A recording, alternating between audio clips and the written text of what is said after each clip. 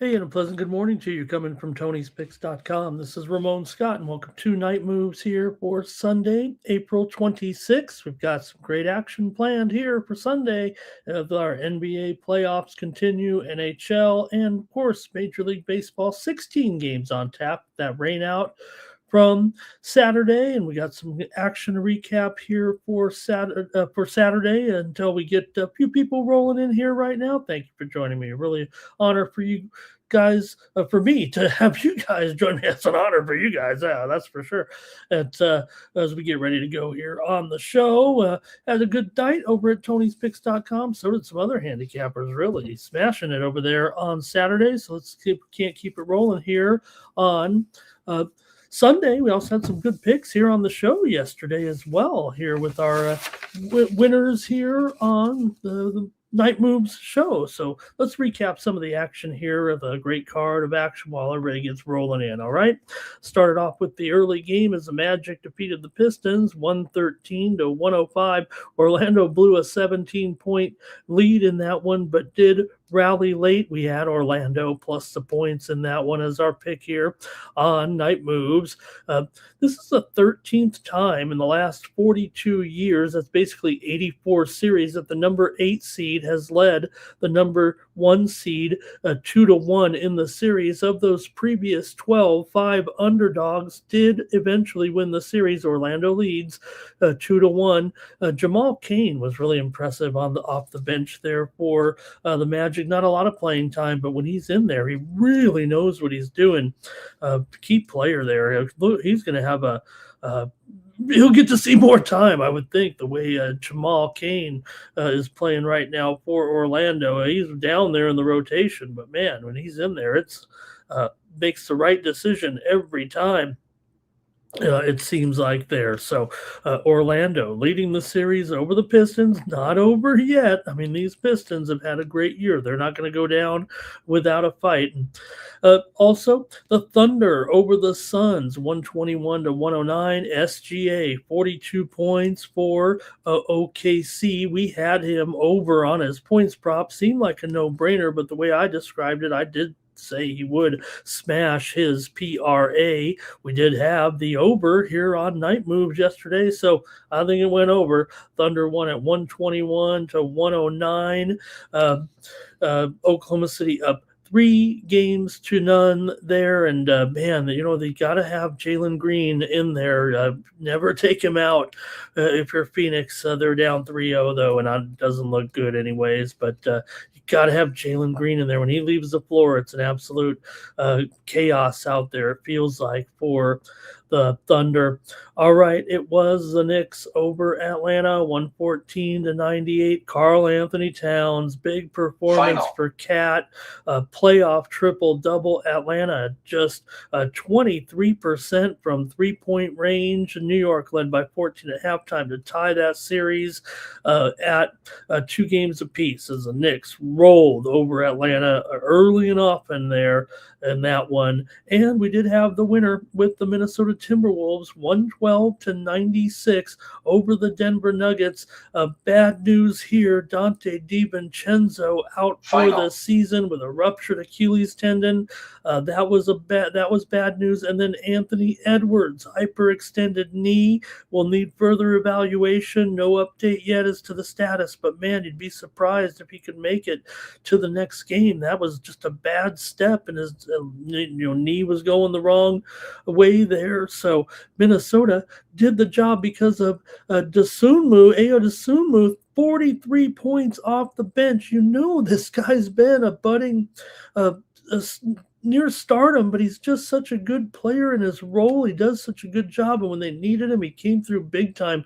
Ayo Dosunmu made a lot of money tonight. I don't know what his contract status is, but obviously, he came over, they're from Chicago, right? So looks a great role for him in Minnesota. They needed him. They needed everything they got tonight, and they even had a fight there at the end of the game.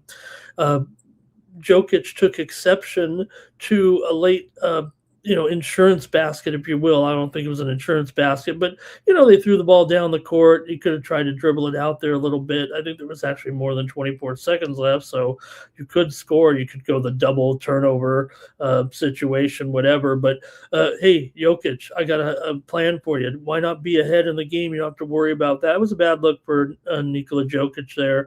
Probably shouldn't have ejected the other guy for, you have to respond. You got Jokic coming down there in your face, but Denver just 6 of 28 from behind the arc in the game. Despite a healthier lineup, Timberwolves lead 3-1 right now. It feels like this one, Denver might have, that frustration might have just been enough to say that, hey, you know what, it might not be Denver's year of this season. So 3-1 here on the Night Move show. We'll take that. Yesterday, also NHL action here for Sunday. For Saturday, the 3 games. It was Carolina did it. They swept. They win over Ottawa there. 4-2, very, very convincing, and they did it easy there.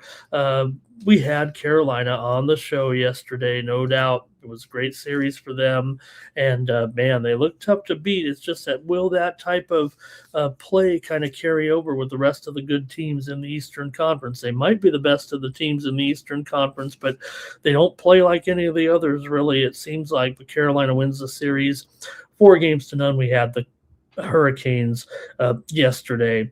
Also, it was Minnesota in overtime, the 5th longest overtime playoff game in Wild history, and they got the win over Dallas, 3-2. It was 1-1 early, and then 2-1 Dallas, tied in the third after Minnesota got a third period goal, and they win it in overtime there to go tie the series up at 2 games apiece right now. Good series there with Dallas and Minnesota, and it was Pittsburgh. Crosby, one last victory lap. I don't know if they can outlast this Philadelphia team. Philadelphia loses 4-2 yesterday. Had a premium pick winner over at Tony's Picks there on the over, but we did take it over at 5.5 there in that one. But hey, we got that home. Had to lay some juice to do it, but we did do it, and Pittsburgh wins it 4-2 over Philadelphia. Makes it 3-1 now. Philadelphia still in the driver's seat here, but one last hurrah here maybe for Crosby in that game. Did a pretty good job, and they won it. So how did you folks do with the playoffs on Saturday? Let's take a look here also at Major League Baseball real quick. Get a few more people in here. We'll go over to Tony'sPicks.com and see what's going on over there. But let's get to some of the scores and big games from the action in Major League Baseball here on Saturday. There were some big scores, maybe not the ones I was expecting to be a big score, but we did have the winner last night. Overnight here with Miami and San Francisco game to go over, as we had Marlins and Giants there 6-2. It snuck over the total by half a run as Robbie Ray got the good performance there for the Giants in that one over the Marlins on Saturday. Let me skip to having a little issue here. There we go. All right. Also here, we did have a Night Moves winner with the Padres in that game over Arizona yesterday. Everybody's expecting a high-scoring game. I was too, but the Padres got the win and did a nice job. 6-4. Zach Gallen had a 4-0 lead in the 4th inning, but he got hit on a line drive. He tried to get out of the way, but it got him. He had to leave the game.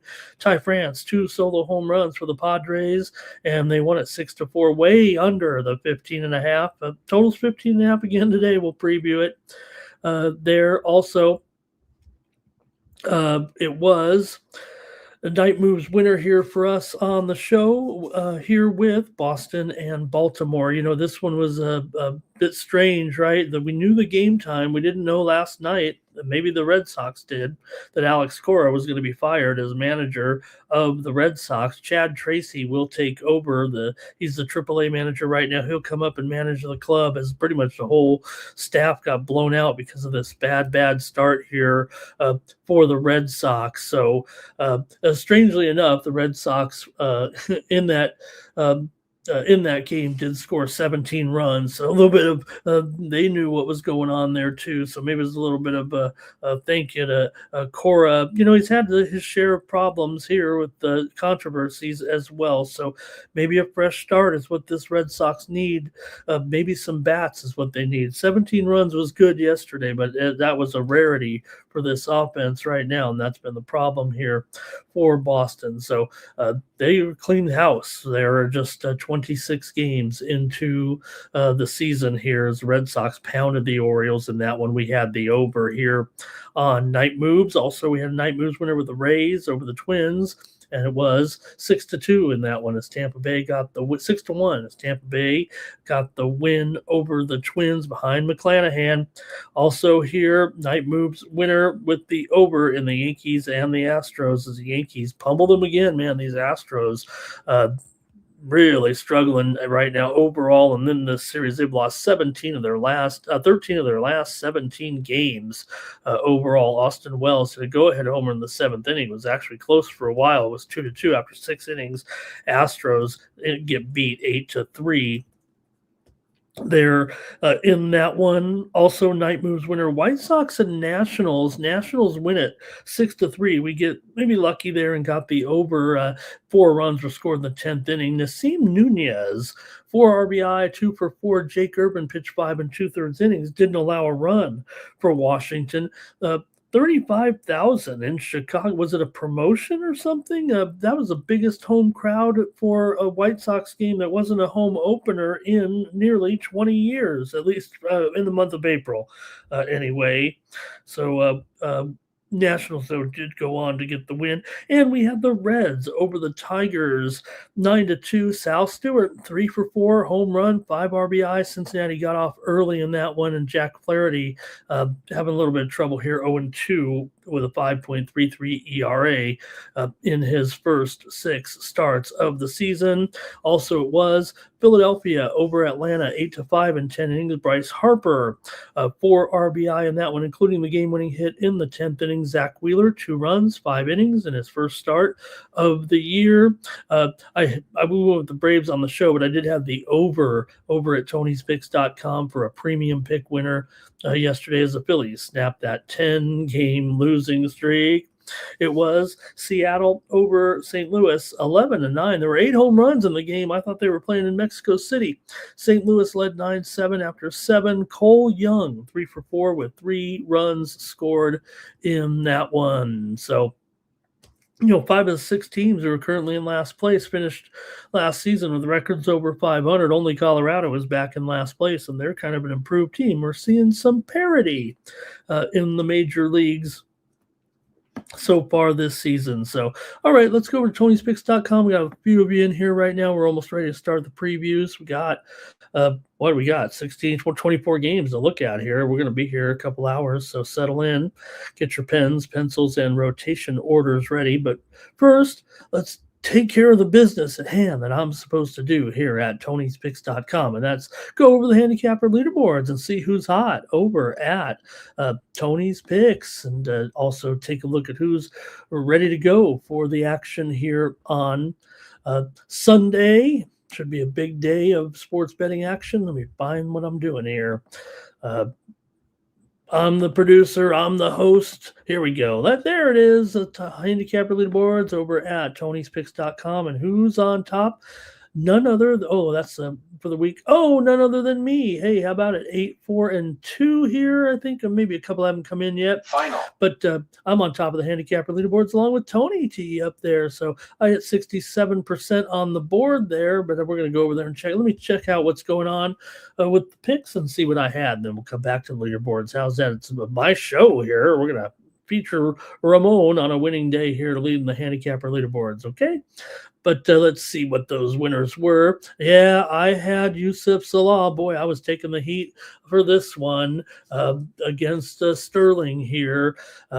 I thought Sterling maybe had too much on his plate and wasn't going to be able to overcome. Maybe Sterling was going back in time or backwards, and Zalal was an up and comer, but Sterling dominated, winning on the scorecards. I think 4-1 there, and was able to get it done. I did say down the bottom of my explanation I thought it would go the distance certainly, but I took Zalal in that one. Also here a push on a late game here with Dallas 2-1 against the Sounders.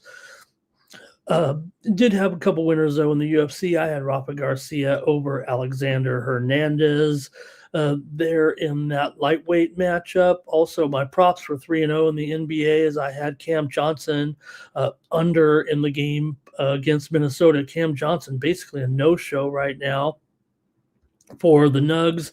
Had the over there, 5.5, a little bit of juice on that with the Penguins and the Flyers. Philly and Atlanta had that over there, over 8.5 for a winner. Also, a winner with the Angels and the Royals, and a blowout there for the Royals starting to get healthy, maybe a little bit there, 12-1. Also had Mikal Bridges under in his points prop, pretty solid under there. I said Bridges continues to be a disappointment right now. Also here I had Victor Valenzuela over Max Griffin on that UFC card. There's a loser there with Minnesota and Tampa Bay just missing on that total by a run and a half. You can see the volume you get with me. So when you subscribe, you're going to get solid picks, and you're going to get several of them here too. So you see some other games that we also featured on Saturday. I came in with a pretty big card. So here's already 18 plays. So we know that the board might be not perfect here. SGA over 43.5. Now, easy to go with SGA, right? But I did say in here that I expected to blow by this number in this game, and well, he did just that. College baseball 2-0-1, so make sure you join me for the college baseball plays. I had here Florida State and Stanford over. Give you some explanation on that too, so you're not feeling totally left out in the cold there trying to just watch the games. Texas A&M and Florida did have a push on under 12. What happened? How hard is that? And also over with Nebraska and Illinois in the Big Ten. Also some soccer action here. Didn't quite go my way, but I did have a tennis winner with Terrence Atmain. Terrence Atmain fought cramps there in the middle. I thought he was going to die, and then somehow he picked himself up off the clay, dusted himself off, and went on to the win over Ugo Humbert for my tennis winner here on Sunday. So I think we had a pretty good day over there. Let's take a look at the rest of the guys, though. As I said, Tony T there with a 75% on Saturday. David Racy up there pretty solid as well, 8-6 for plus a unit, 1.75 units. Jonathan Solo Malone up a unit and a half on Saturday. So was Ron Crawford. Chris Adkins won his only play. Of course, Al Ninos won his only play. Tony's Pick VIP account, Kevin Thomas and Tom Regard in the green. Tom had some underdog action in there. Good job. Over the last 7 days, it's Tom Regard on top of the handicapper leaderboards. He's up 15 units right now. KT, Kevin Thomas, up there over 6 units of profit. Al Ninos, 5.25 units of profit. Nick Lagaretos, up 4.75 units of profit. David Racy, up 4.75 units as well over the last week.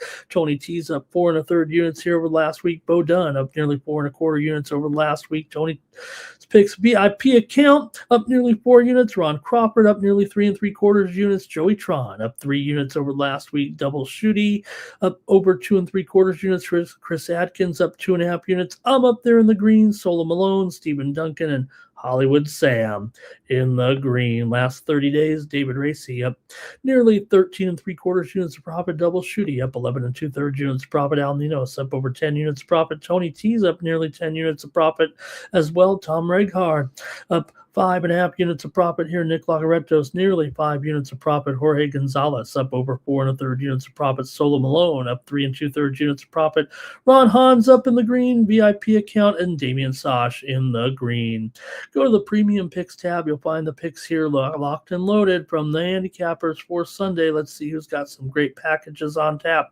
David Racy has a Sunday afternoon MLB base hit. Al Ninos has the NHL Sunday power play. Also, Double Shooty's got his pick pass for 3 games, 2 in the NBA, 1 in the NHL.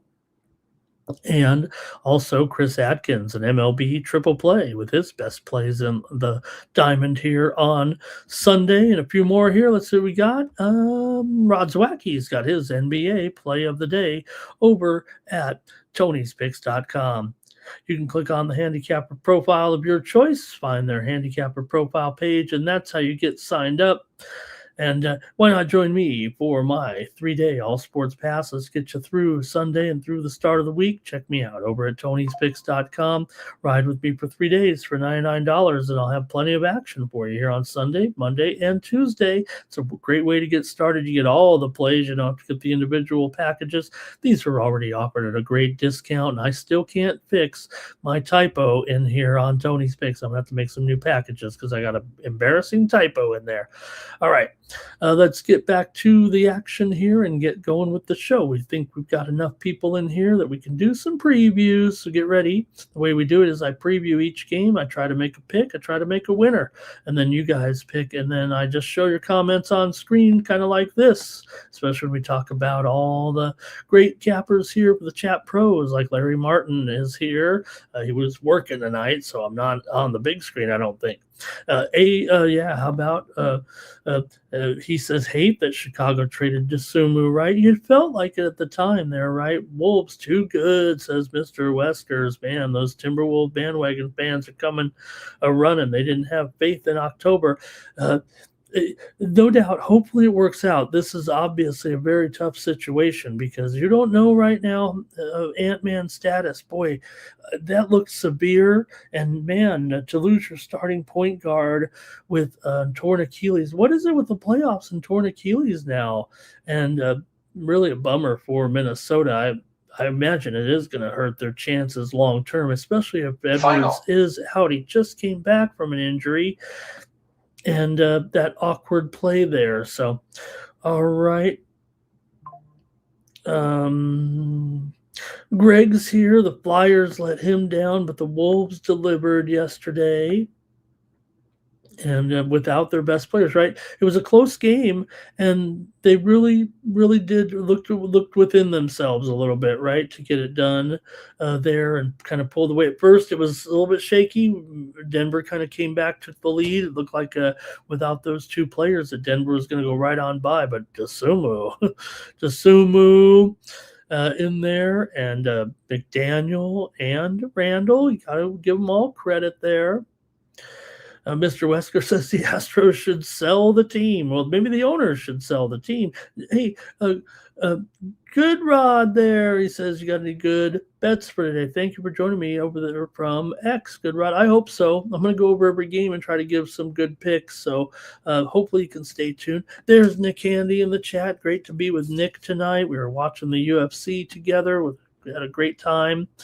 Let's see here. Larry says, for the Lakers here, Reeves questionable today. We'll talk Lakers basketball here coming up. We got 4 games there. Anthony says, how do you bet on baseball in April? Is it just pitching that you look at? I think for me, Anthony, the things I like, certainly momentum is key early. We've seen some teams that we didn't expect maybe to get off to good starts and had some big winning streaks, and then some teams got on some losing streaks as well. But I do like looking at batter versus starting pitcher data. I also looking at bullpen data is also very, very key. I guess that's all season long, so I guess I can't say it necessarily that it's in April. Right, necessarily. So I think those are the two though, but I guess those transcend throughout the whole season. So I guess I couldn't answer your question perfectly there, but I do kind of like April. It's more the grind that I'm, getting a little bit. I think the first few starts, the first few games are always great. Mr. Westbrook's thinking about those White Sox fans. Man, they really showed up there, right? Let's see here. Cal Dog. Hello to Cal Dog. Ready to go here. And Mr. West was saying, you got some things that happen in April that don't maybe happen later in the season or in the middle of the season, anyway. And let's see, are the Wolves going to the finals? I don't know now. It feels like, oh man, could they really get it going without the? Let's just hope. Let's hope Ant-Man is back. I mean, look, he's one of the top players in the world. I don't think there's any question about that. Okay, here, Penguins broke the broom, says Free Indeed. I was told tonight by some friends that the name of the broom that I was talking about actually has a name. I think they said it was a corn broom. A corn broom, is that right? And Anthony, proud of his Hogs there. It was a good day at college baseball. I probably should have played more of the games. I mean, Final. we can't have 50 million premiums in college baseball, but man, it was a good card today. Let's see. I think we're almost through all the comments and we're ready to go. I'm ready to go as well. Michael Piccioni is here and he's ready for a great Sunday. And it is Sunday here, right? So, all right. Desuma was clutch. How about the A's game went under, says Cal Dog. And man, Timmy, you know what? I'm just so popular here, I mean, I got it like advertisers and sponsors, but what are your cookies? What kind of ads are you getting? So are they reflective of me or you? All right. Blue pill ads or what? Let's see here. Angels ghosted Cal Dog. I think that's what I don't know if that's what that means, but all right, let's go. I got through the comments and we're ready to go. Let's go. We're going to the NBA. We put Saturday aside, and scary incident there in Washington, D.C. While we were doing a UFC broadcast, and when I saw that breaking news there, watching the situation there in Washington, D.C., that was really something, but hopefully everything's okay. All right, let's get going here on the show with the NBA. And we'll start it off. Oh, I'm sorry. Hey, use the promo code Tony G at checkout. Save 15% off those premium pick packages. So those are the 3-packs, the 5-packs, the daily discount best bets over there. Use that promo code Tony T. It comes off Tony's share, so do it. Okay, let's go right now to the NBA, and we've got starting off here, Cleveland Cavaliers on the road taking on Toronto. Toronto got that first win. That's important for them, right, to at least prove to themselves that they can do it. If you look at the history of the NBA playoffs, when you have this this seeded team with Cleveland here, this is supposed to be the one that's a difference maker, actually, overall. You got a series underdog that came through in their first game at home. This one's almost gone, rather than some zigzagging, this one's kind of gone according to planned, right? According to who's been the home team here. Cleveland won the first 2 games comfortably, covering both times. Well, the second one they covered by 0.5 point, but Toronto won pretty convincingly there in game 3. When you've seen this scenario before, this is usually where the better team is able to come through and get that. Now, we know that Cleveland has not been a good cover team. They're not a good favorite. They're not a good road favorite. And Toronto is a pretty darn good underdog. They're pretty decent at home. But I don't know. To me, Cleveland is kind of still that championship contender team. And I'm not sure that Toronto has the makeup or the wherewithal. And I think the fact that, Cleveland is, healthy here, and it seems like a full complement on their team right now, that I think they can handle this one. I think Cleveland does separate itself here from there. And plus, Emmanuel quickly is out. It's kind of a big factor too here to be missing the guard there for Toronto in this one. So I don't know if the trends necessarily would point to this. The long term trends of playoff basketball kind of point to this. As I'm talking about when you get the higher seeded team, considerably higher seeded team, winning at home in the first two, come back, the other team wins their game. Toronto, there's no doubt they're one of the best home spread teams. They're 9-1 against the spread in their last 10 games at home. So, I'm Mr. Trend guy. Obviously, but this time I think I'm going to look for Cleveland. They also have problems here. We talked about in the last game, 11-4 straight up in the last 15 at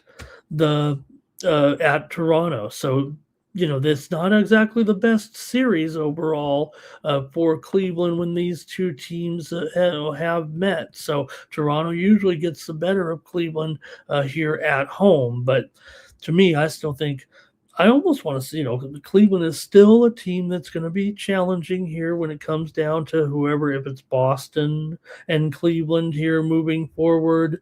Let's not count out the other teams in the East that we just saw today. But, remember, the Cavaliers have been, they were close. They were, just couldn't get it done last season. All right, let's go maybe to the chat here and we can get your opinions on this one. I think the market is pricing Cleveland as a hotter team ready to go here right now.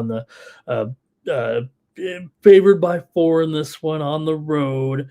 There's a, bit of a situation here. Obviously, Toronto was able to get that win last time.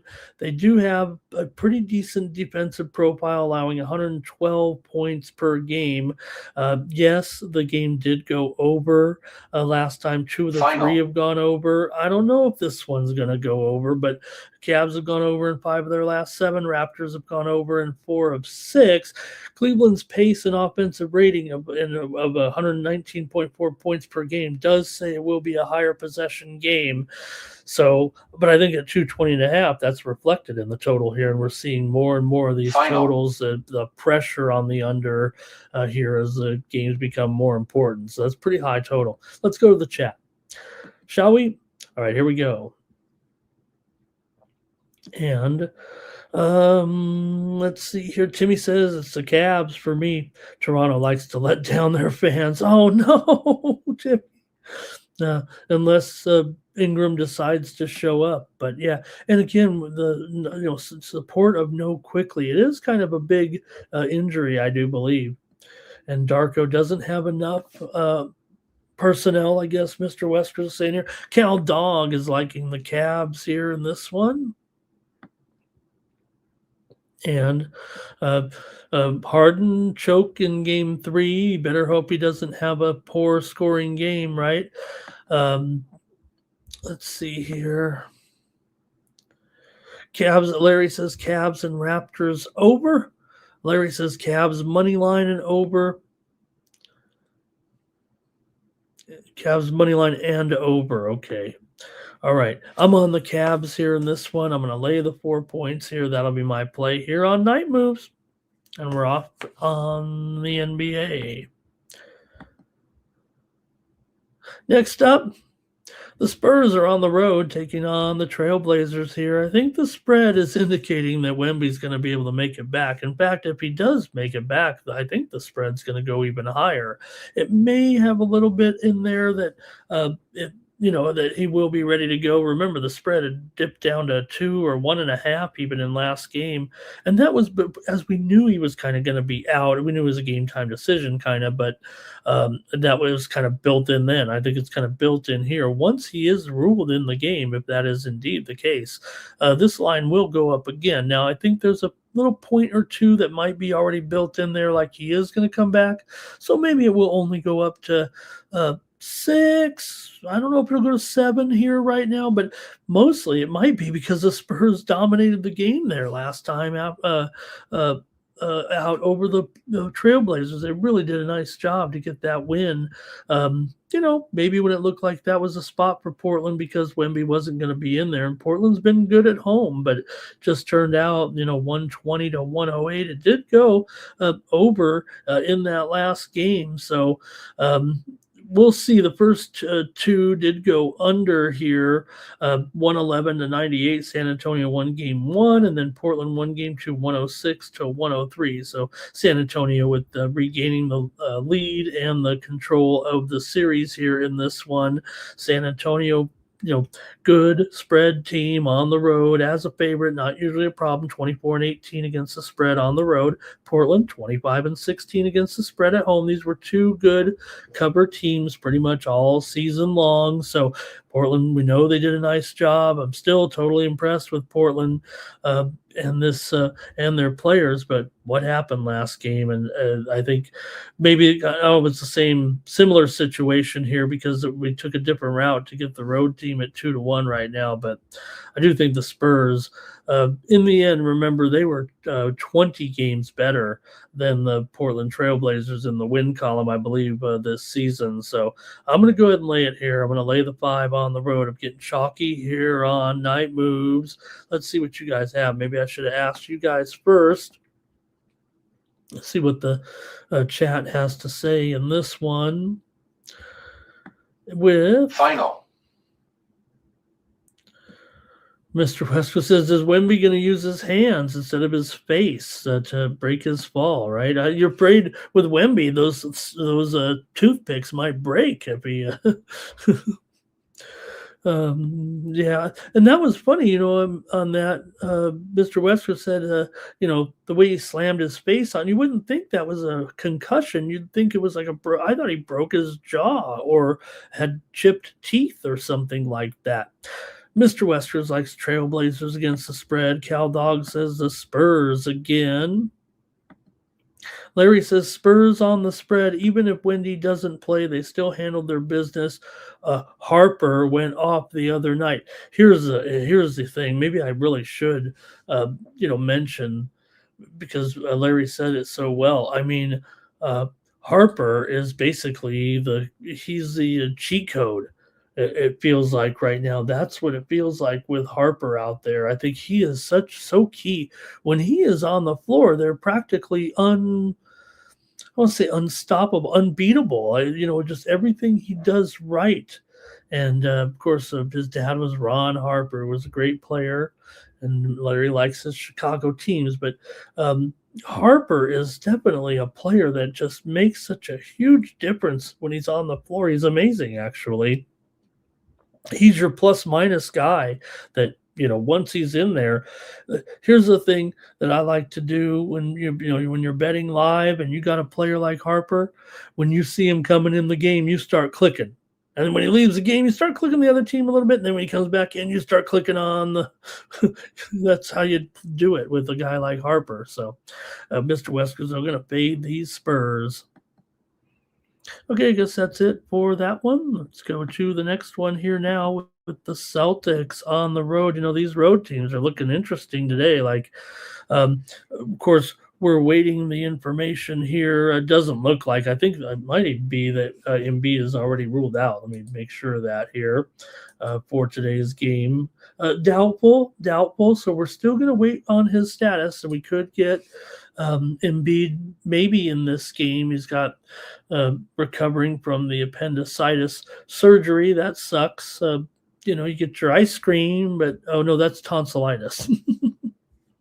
So it's been a bummer here, but again, Embiid, man, when he's in there, we kind of make fun of him a little bit too. Here, Boston taking control of this series right now, 2-1. They're favored on the road, maybe even by 7.5 here right now. It's some of the square books, 7 at the sharp books, total 213 here in this one. This one is going to be this one not even going to get to 200 points. Maybe it will. I guess it probably will. But Philadelphia, with or without Embiid, may have problems here scoring right now. It really feels like the Celtics are finding what they need to do and know how to do it here right now. 108-100 last time out. Remember, they didn't cover. They covered the early numbers, but they didn't cover the late numbers. now I'm stuck here again.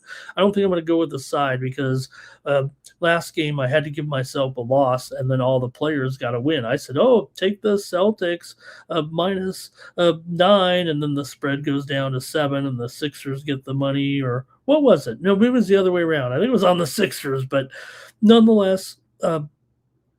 Boston here laying 7, up 2 games to 1. They're so good on the road, 26-15 against the spread, 34-24 as a favorite. You look at the Sixers that during the regular season they were still 16-21 against the spread as an underdog, 19-22 against the spread at home. So Boston's the more complete team right now, 10-4 in their last 14 against the spread. They're allowing just 107 points per game. So Phillies trended better ATS at the second half and towards the playoffs here, but matchup history aside, Boston's two-way efficiency right now, the gap is pretty big here, quite honestly, and they've been closing games pretty well. This is a late season playoff style under, I promise you in this one. It probably should be a premium over at Tony's, but I'm going to go with it here. I really think this is an under game all the way at 214 and a half, 213 now at some of the sharp books. I imagine it might even go lower. I think it's a sharp action here on the under in this one. Philly's gone under in 9 of their last 10. Boston under in 4 of their last 5. 6 straight in the series have gone under. So both teams try to dictate with the defense. Unfortunately, that might not be the best idea for Philadelphia. Not that they can do anything about it. Expect a half-court game here. If Philly could get any transition game going, it would behoove them to do so. But Boston just doesn't let you do that, and I think that's going to result in a Boston blowout here possibly. And I'm going to take the under in this one, because maybe the Sixers can hang in there, getting these points at home. Okay, here we go. The Bro God's here, so we're going to get his picks here a little bit right now, hopefully. Let's see here.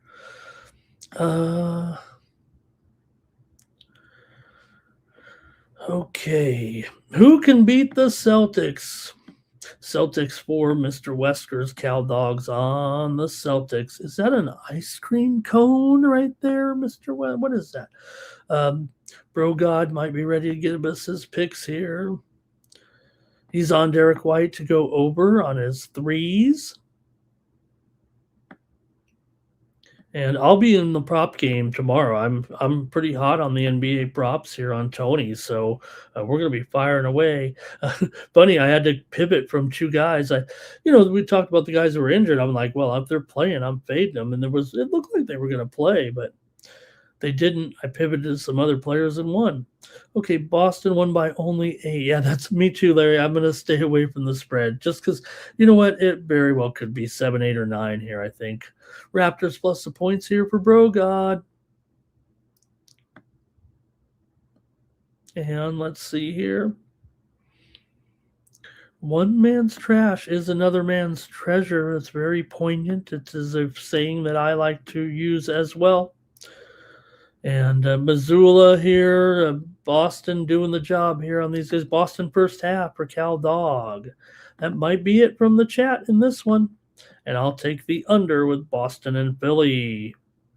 Hey, there's Oscar Schneider in the chat. He's got favorite overplays. Uh-oh. Stick around, Oscar. I might have 1 or 2 overs on this show. So far, not so much. Sixers team total under here for Timmy Chushu at 103.5. And hang on. Oh, Timmy, that's a winner right there, I'll tell you. But yeah, I don't know. I don't know if I've seen an. I don't think I have seen an over on this NBA card that I'm gonna like. Okay, let's do the last one here. I better go to the side on this one, huh? All right. The Lakers are at the Rockets here. One more game. Luka looks like he's going to miss one. It looks like Luka is going to miss one more. It may be just dealing from a position of strength. And Luka may be thinking that they don't need to play here right now. So, he might not be able to play at all. So that could be the situation here a little bit. But the Rockets got to get one of these games. Remember, They should have won last game. They probably should have covered last game because they probably would have went on in a normal situation if they didn't suck. What if they didn't blow it uh, like they did in last game? They're up six with with that time, very little time left, and then they just go into like they don't even know what they're doing. The foul, the on the 3-pointer, the steal, the turnover, and the Lakers force the overtime, get the win. It was and it cost me my total too, but uh, there's no way they can blow it. The Houston did everything they needed to do except finish the job. Um, I don't want to say that, look, the Lakers are up 3-0. They're totally, going to win this series. I do believe they'll probably just go back and win it at home. I think the Rockets can get one here. I think they might actually even cover this game. The Lakers could be a little bit complacent here. Let's see what happens. Kevin Durant, he's still questionable. It's going to be a game time decision for KD. Austin Reeves he's back to questionable here with that oblique. It kind of uh, bothered him here again, so he's found his way to the injured list today. And like I said, Luka is out. So look, we've been riding the Lakers for sure. I'm going to come in with Houston in this one. I think Houston can get one here on the Lakers and send this one back to LA. Look, I think LA they've done enough. I think they're confident enough that they can close it out. There's nothing that shows there probably is not even a great suggestion here on the Rockets. I'm kind of fading the Lakers in the spot, actually. You might think it's kind of trend and form and matchup right now for the Lakers. I mean, they're 6-0 against the spread and straight up in the last 6 games, and 5-0 ATS against Houston. The Rockets are going the wrong way, 1-4 straight up in ATS in their last 5. But I think the projection actually leans Houston here slightly for me, more than more than 5 points actually in this game, especially if Luka is going to be out. So look, we were on the Lakers before in these other games, but I'm just playing a little bit of playoff trend and feel. I think for me here, I'm gonna come in on the Rockets here today to take one over the Lakers. They have not been good here right now, but give me the Rockets here in this one. Just once, maybe here. Let's see what we got in the chat. Oh, thank you, Oscar. He's got some baseball overs in there. Appreciate. Yeah, we'll have a few overs. I was kind of kidding in the basketball, but we'll have probably some overs there. All right. Let's see here. Mr. Wesker's ain't laying these points. Ain't laying these points with Houston. No way. Yeah, they're pretty bad. No doubt. I'm not going to read the trends because otherwise I'd be talking myself out of it here a little bit. But I think I'm just kind of playing. The Lakers are definitely a team that can be. Look, they're playing playoff caliber ball, but even Bronny was going off last game, right, with his dad. But the Lakers are kind of a team. We saw them during the season. There were some times in there where it wasn't so good when they were an underdog here. But Houston's numbers as a home favorite are not very good. I promise you that. You probably already know. Okay. Houston, we have a problem, says Larry, especially if Reeves is in the game. Maybe that will be the difference. Brogod can't take the Rockets, but he does like KD over on his points. Hopefully KD is in there. I'm going to want him in there here. I'm taking the Rockets here today. And, look, I've been on the Lakers in all these games, okay? So, Timmy says, Cal Dog's on the Lakers here. Houston not playing defense, says Mr. Weskers. And Bronny, you got to wonder if there's a future for Bronny post LeBron, though. Look, he's developed his game quite nicely. And Cinna Figured Out's here. Cinna Figured It Out is here. Oh my God, he's taking the Lakers. LeBron wants all the smoke, talking with Durant there. Thank you. Good to see Cinna Figure It Out here with us. KD going to log full minutes if he returns from that injury. Cal Dog says KD ready to retire. What do you think KD will do with his life after this? Will he be like a professional troller? Maybe he could do like a social media show on TV or something, really something weird. Lakers want to win it at home. Take the Rockets, says Timmy. He's with me. Udoka can't even account for Bronny on defense here. Şengün over in the points for Timmy. Keep rocking with Şengün. Although he definitely was, for some reason there in the second half, he just looked like he had lost his way a little bit. It really was bizarre there. Okay, well, I'm taking the Rockets in this one.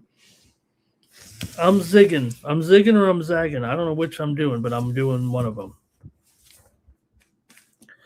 All right.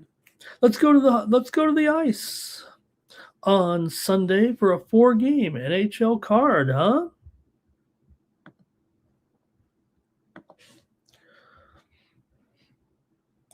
All right, the Sabres are at the Bruins here. The Sabres are up 2-1 right now. And, hey, pressure's going to be on Swayman, it feels like, here in this one, obviously, with the game of Pick'em here. 6 under 15. Buffalo's been great. I've already gotten burned once trying to take Boston at home, but I might end up doing it again here.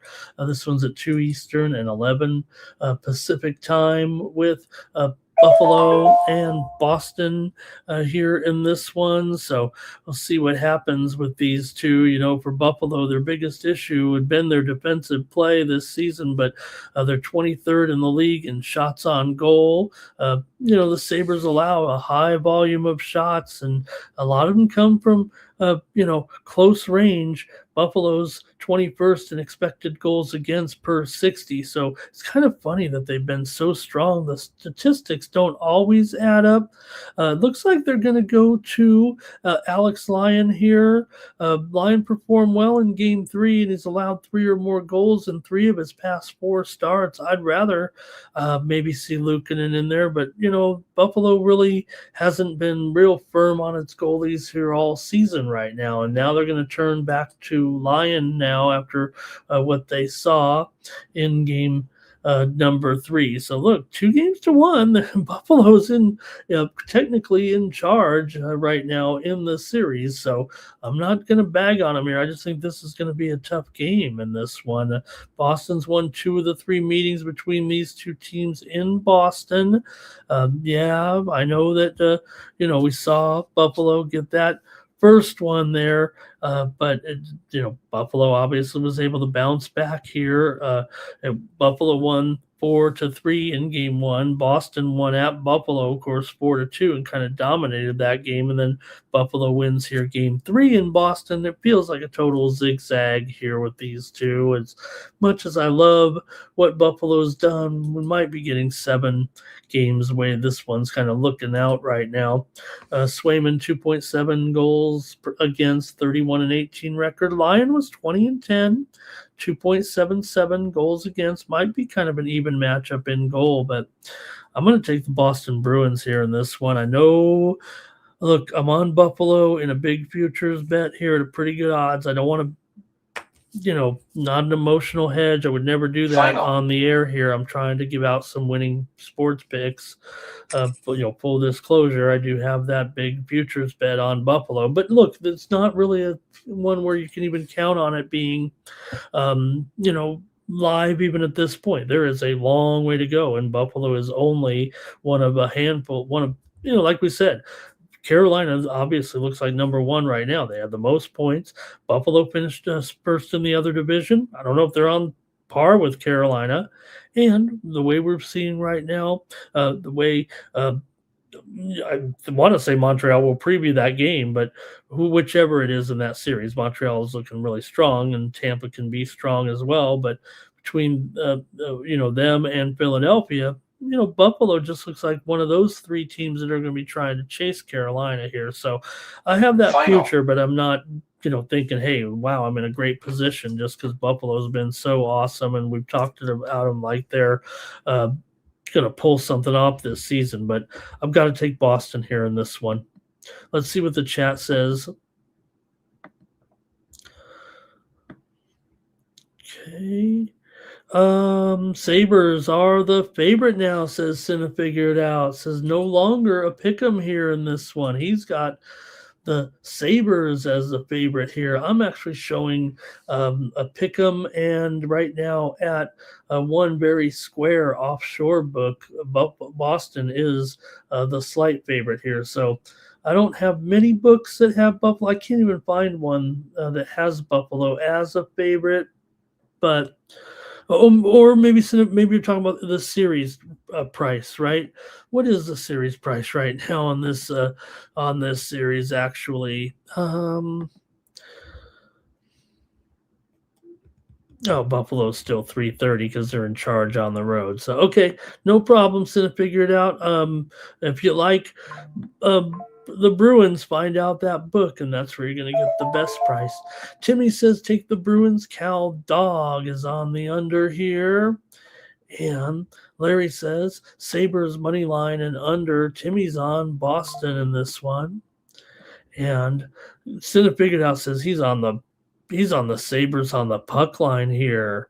And I don't know. I think he said that the Sabres are favored, so I imagine he's laying 1.5 for a big return, plus $2 or something like that. Way our man Cinna's describing it. So, okay, I'll take Boston here in this one. The Avalanche are on the road here, taking on the Kings. $1.65 right now, and Colorado up 3-0. I don't know how else to go about this one. And will Colorado just come in here and wipe the ice up with the Kings right now, the way it's going? Because does feel like it's all over for the Kings this season. They come in here on a big losing streak. So, and of course, Colorado's won the first 3 games overall right now. This is a strong trend here. Colorado 9 straight on the road, 6-0 in the last 6 against the Kings right now. LA's lost 5 in a row, including these first 3 games. They're 2-9 in their last 11 against Colorado at home. So there's a big gap between these two. It's just a matter of 165. Pretty hefty here. Maybe have to lay the puck line to get it. You could just take Colorado. Obviously, I try not to do that on the show, but let's see what you guys have here. Maybe I'll go to the chat first. Colorado's gone under in 10 of their last 11 games. So you know how it's going. This is just elite defense, playoff experience. Kings were trending under even before this series here right now. So let's see what you have here in this one. Avalanche controls the games when leading, and they suppress the scores. They don't allow any late scoring volatility, if you know what I mean. Right now, it's been dominant.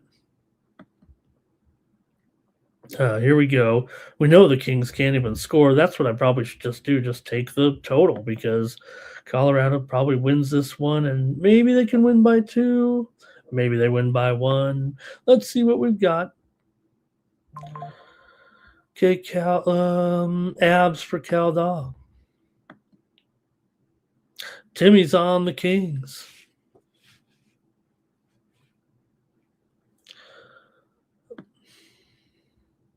Panarin for a goal here. Please, Panarin, get a goal somehow. Avalanche on the puck line here for Larry. LA ain't going like that. All right. I'll take the under in this one as my pick because the Kings aren't going to score. And look, the scores of these games have been the same pretty much every time, except for 4-2 last game, and I got burned there on the total in that one. So I'll make it my free play here. But 2-1 twice in this series so far, and every time that Colorado's won these other 2 games, it was 5-2, 4-2, and 4-2. So the Kings aren't going to score more than 2, but if Colorado gets that empty netter, it'll probably go over. Still, I'll just take the under here and figure more 2-1 maybe.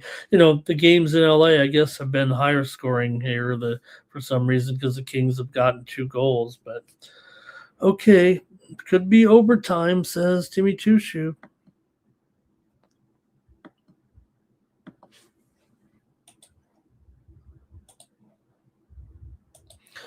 Tampa Bay Lightning and the Montreal Canadiens here in this one. Tampa Bay is favored on the road because I guess they're just so much better than Montreal. If they're so much better, why are they down 2-1 here? Are they going to suck it up here and get this win over this hot Montreal team? I think not. I think Montreal's probably going to light these guys up here. This is going to be the game where Montreal wins and scores a big win over Tampa Bay. Gotta love everything about Montreal right now. I might be talking from a homer perspective here. I mean, I'm not from Montreal, but they're the sharper side. They're 13-4 in their last 17, 7-2 in their last 9 at home. Won 4 of the last 5 against Tampa. Tampa's trending the opposite. 3-6 in their last 9. 1-5 on the road right now. Come on, Montreal's got all the momentum in the world. Both teams kind of skewing under here. Tampa's gone under in 5 of 7. Montreal's gone under in 10 of their last 15 games we've seen so far in this series.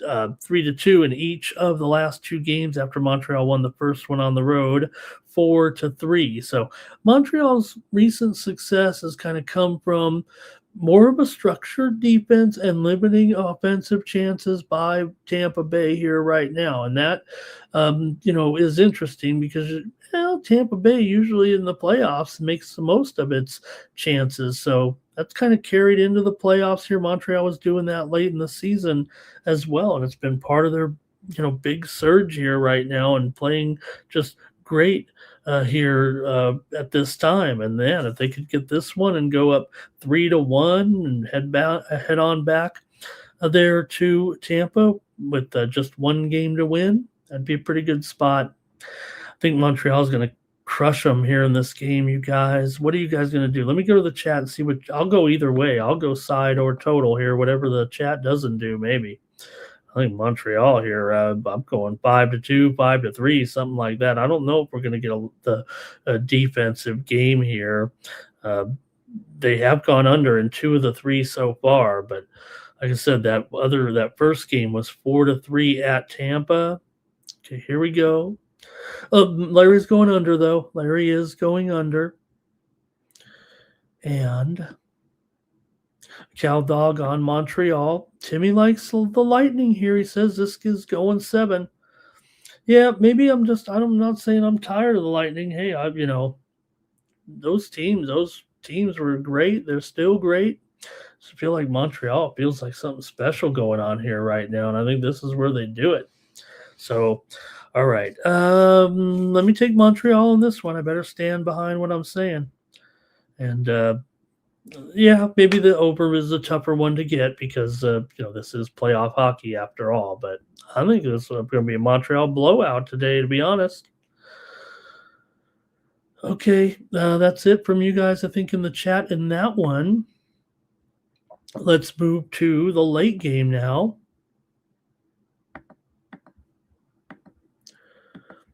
With the Oilers. Do I have to update this total here? Okay, it is 7, but I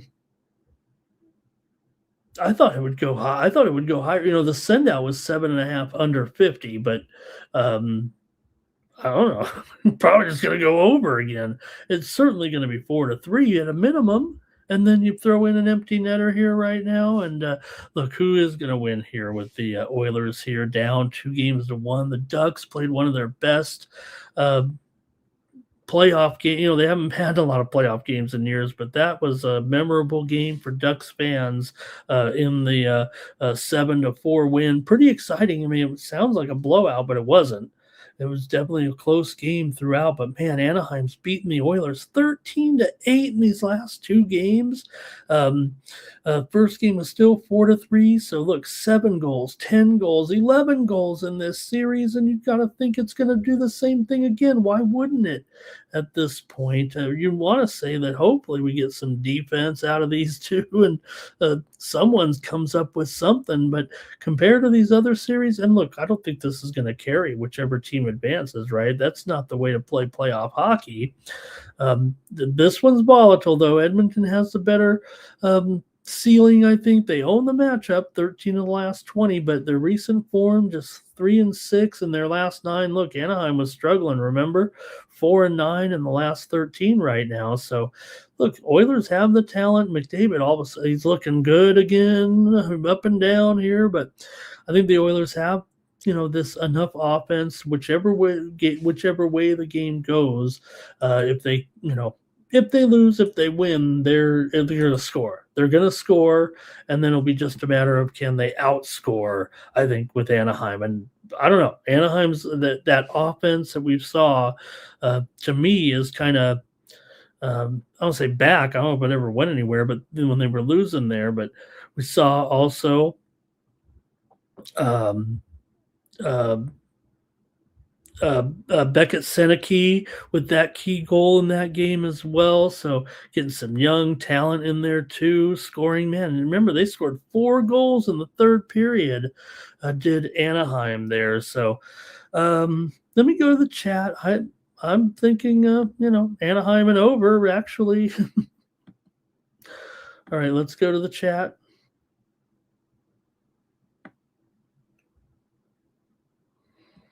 Larry says Ducks on the puck line plus a 1.5. That'll get you some insurance there. Ducks for Cow Dog.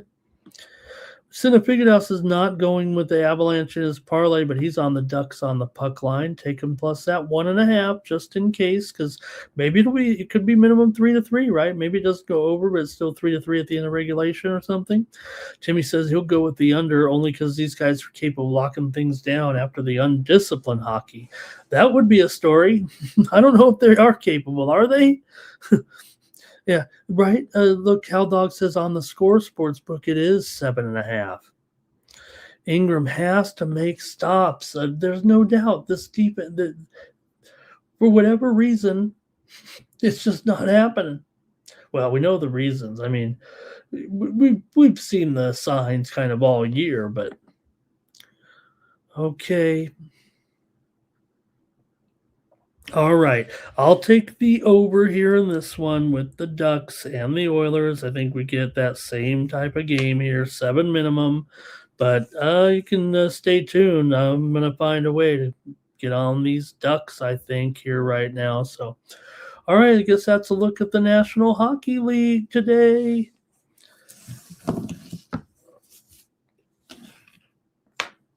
Thank you to the chat. Get ready. We've got 16 Major League Baseball games, and it is Sunday after all. So early and often here, we've got the Sunday day games. Here we go. Oops, why is it? Let me just put the baseball graphic up there.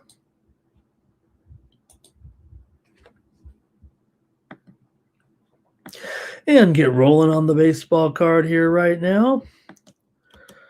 Let's get rolling here. Hold on a second. I got to update this line here.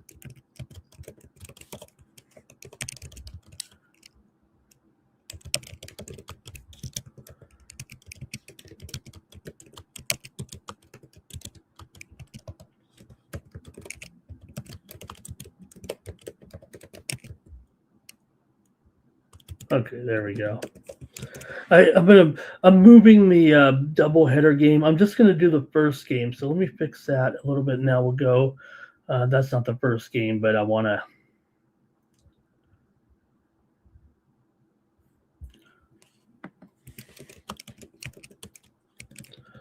Move this along here. Sorry about the delay.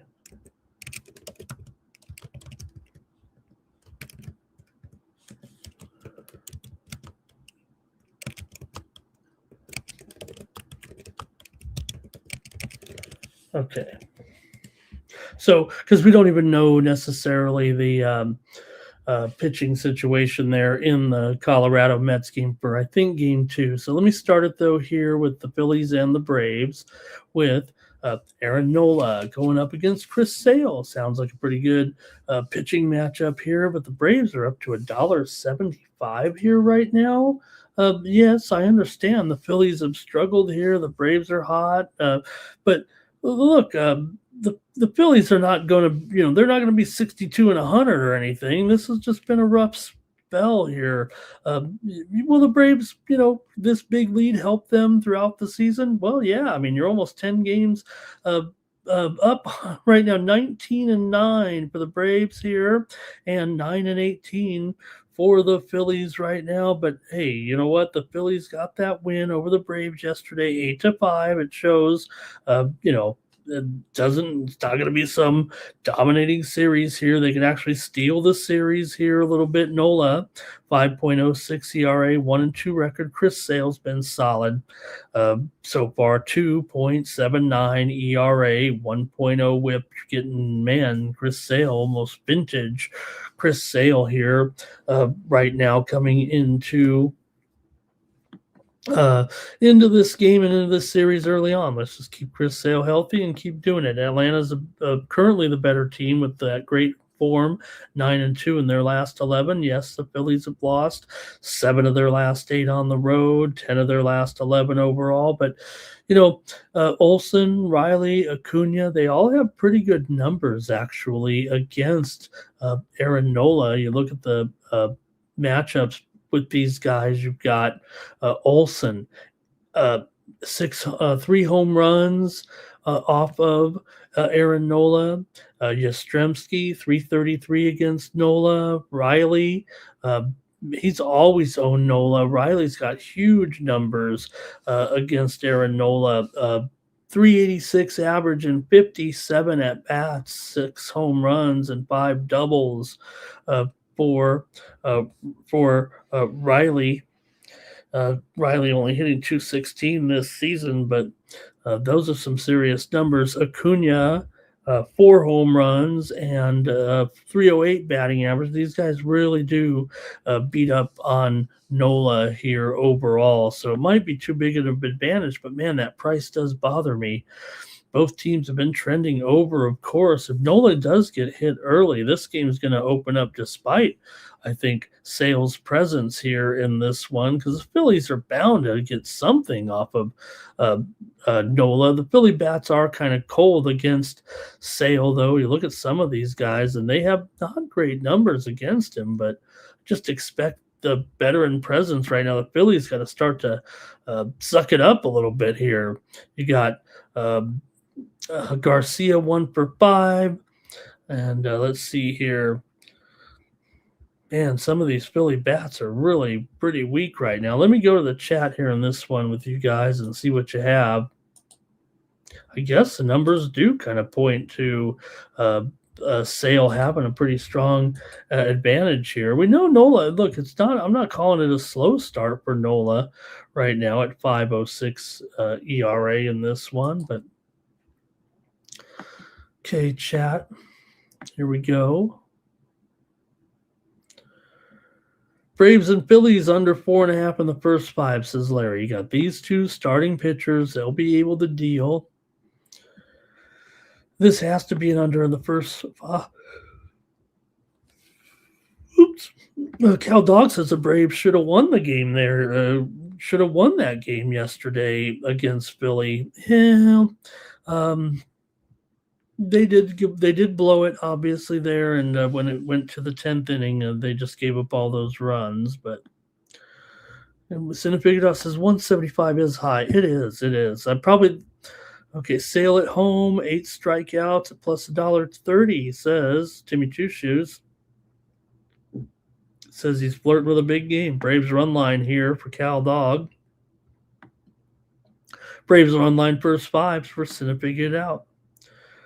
Final. All right. Well, I'll go ahead and do it too. I think the price is too high, and I'm not going to the run line to make it, a more, I guess it is a more respectable price, but I'll do it here. Those numbers are pretty impressive here. I'm going to go ahead and take the Braves on the run line in this one.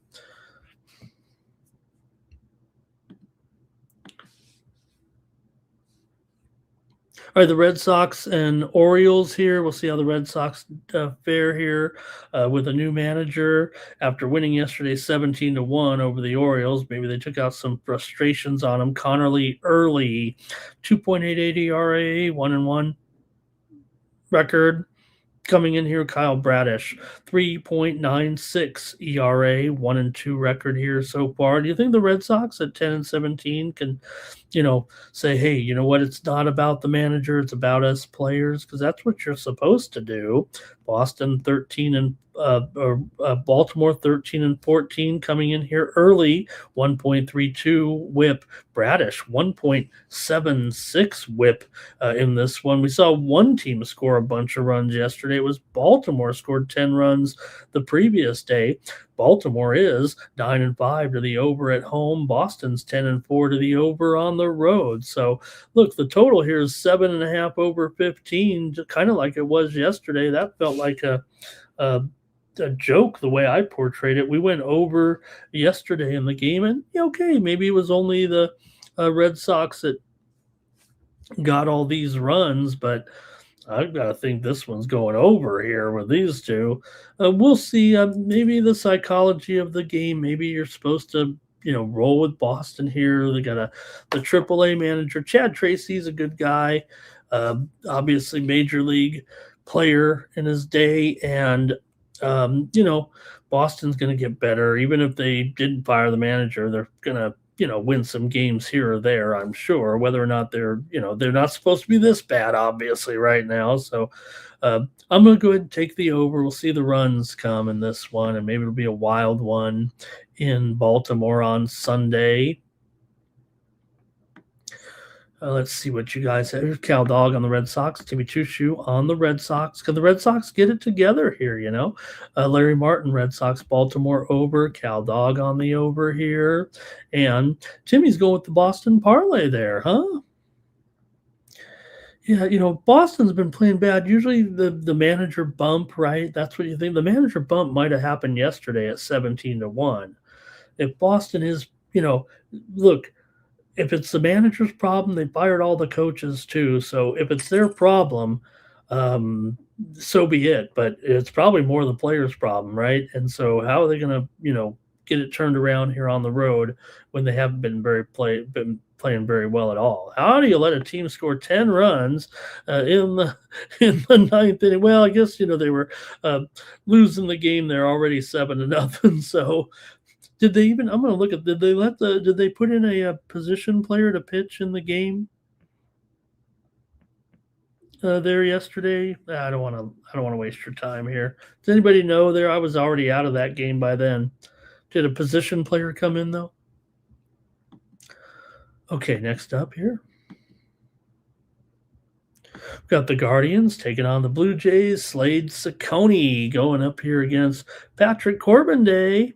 And Corbin here, $1.40 in this one. Corbin, 3.6 ERA so far, an 0-0 record. We saw Corbin out there. For Cecconi, 6.2 ERA, 0-3 record. It's been pretty bad so far for old Slade Cecconi. You got to wonder if he's going to last long here. He's had year and a half where the major league starts, but this is pretty bad right now, and you got to wonder if he just doesn't need a little bit more refinement. But Cleveland also needs starters, so probably be hanging out here with his 1.58 whip coming in for Corbin, 1.09 whip. He's looked pretty good here, 12 strikeouts and 14 and 2/3 innings, six earned runs here and 12 hits also in 14 and 2/3 innings coming into this one for Cleveland here. Toronto's in a little bit better form, going 4-2 right now. They get a pretty favorable offensive setup, I think, here against Cecconi. The Guardians' bullpen has been not Guardian-like, 4.75 ERA, and they've been vulnerable late, which kind of send some momentum towards the other team right now. Both teams are kind of trending over here. Cleveland's 9-6 to the over on the road.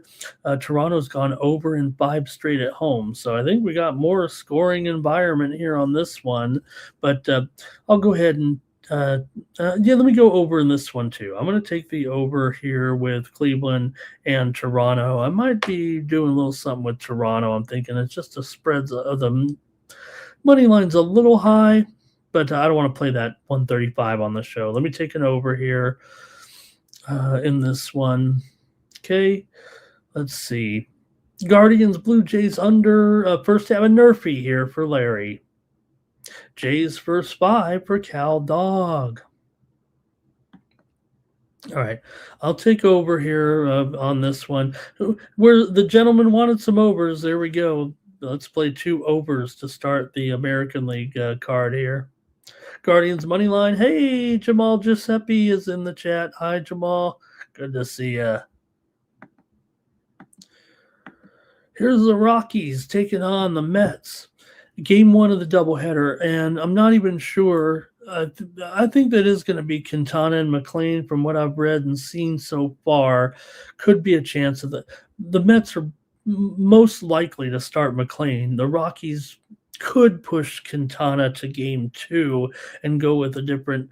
They haven't announced their starter. That's why I kind of made that change there and moved the graphic. We'll just touch on the game 2 later on when we get to the end of the card, since it'll be late afternoon when that one starts. So let's focus on this one as a standalone kind of game, at least here, with Quintana coming in 6.23 ERA, 0-2 record. Nolan McLean, 2.67 ERA, 1-1 record. I don't want to say you can put the Mets losing streak aside, because they just lost again here to the Rockies on Saturday, 4-3. The Rockies actually did a great job in that game with 2 runs in the 7th to take a 4-1 lead, and then they held off the Mets for an impressive win. The Rockies are definitely improved this year. The Mets, yes, is this price probably a little bit tough to swallow still, given that losing streak? Probably. But McLean is the real deal. I mean, every time he's going out there right now, he's a threat to do something, and he might be able to mow down these guys right now. He's got a .76 whip coming into this one. So just think it's going to be a little bit tougher even for the Rockies right now. Now, bummer here was, Soto back off that injury, but unfortunately, Soto had a calf injury, and look how long it took to get him healthy. Well, bad news here all of a sudden now for the Mets, because they have to put on the injured list Lindor here with a calf strain, and it's worse than they say. It's worse than Soto's, and he's going to be out a month. So that's not good. But I do think the Mets can probably get over on this one. I'll take them on the run line here. Don't want to get caught doing this too much right now, but got to take something, and not quite knowing what the Rockies pitching situation. This probably is going to be the matchup, but I'll go ahead and lay it here with the Mets on a run line. With how as bad as they've been, still do it here, okay? Let's see what the run line price is here. I'm sure it's pretty manageable here in game 1. They are -1.5 at even money. So I'll go ahead and do it. I'm going to do it this time just because McLean. I mean, he's been so dominant here right now, and Colorado still, they're 4-16.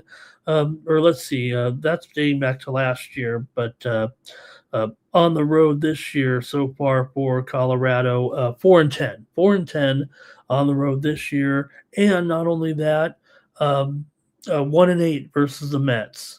So as unreliable as the Mets are, this is one of the few spots where I think they will hold a dominating edge and can get this run line. I'm willing to do it here in this one. McLean may mow these guys down, and Quintana is certainly capable of having a decent game, despite these bad numbers right now.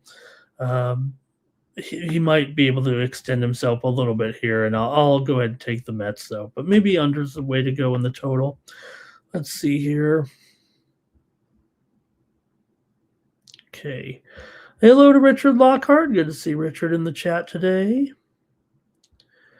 And let's see, Rockies Mets under first spot, 4.5 in the first 5 since Larry.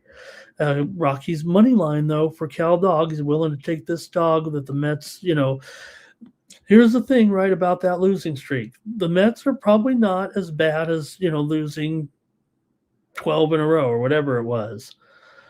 But you're always still going to get a good price with the other team, it feels like. I don't think I'm getting a great deal here with McLean necessarily. The Rockies have played well. All right, and the Cal Dog says this line is higher higher than a kite, higher tn uh, Snoop Dogg at the Olympic Village. All right, here we go. Richard says Mets first five. Timmy's got an over here. Do you think Snoop and Martha smoke some? Okay.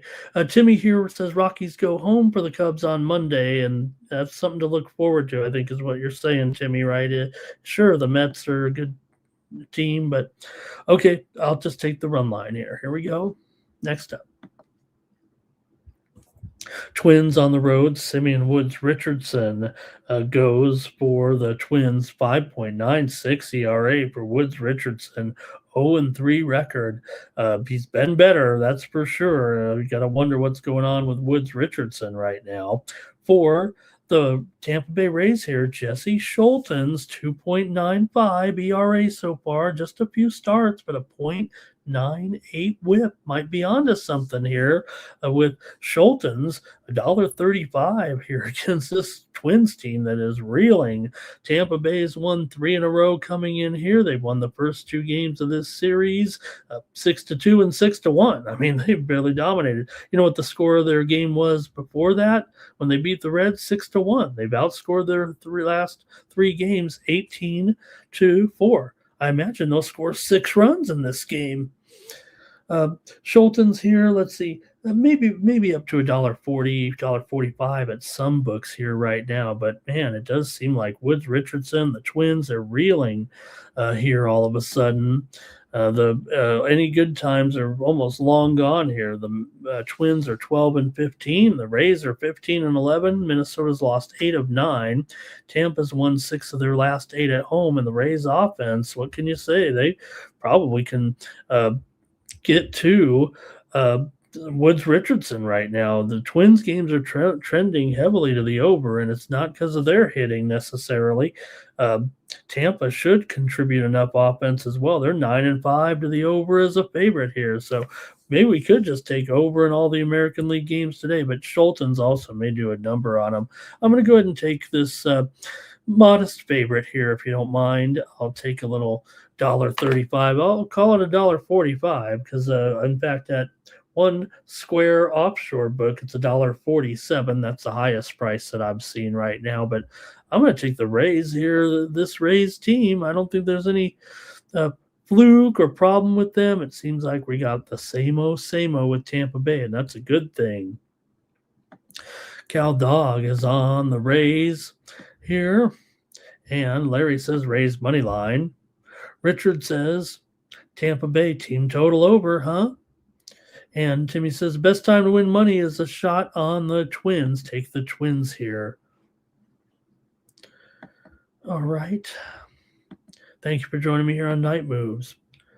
Tigers and Reds here. Man, it's been kind of a lost weekend here for the Tigers all of a sudden, losing these first 2 games, especially how they lost that first one after the rain delay there.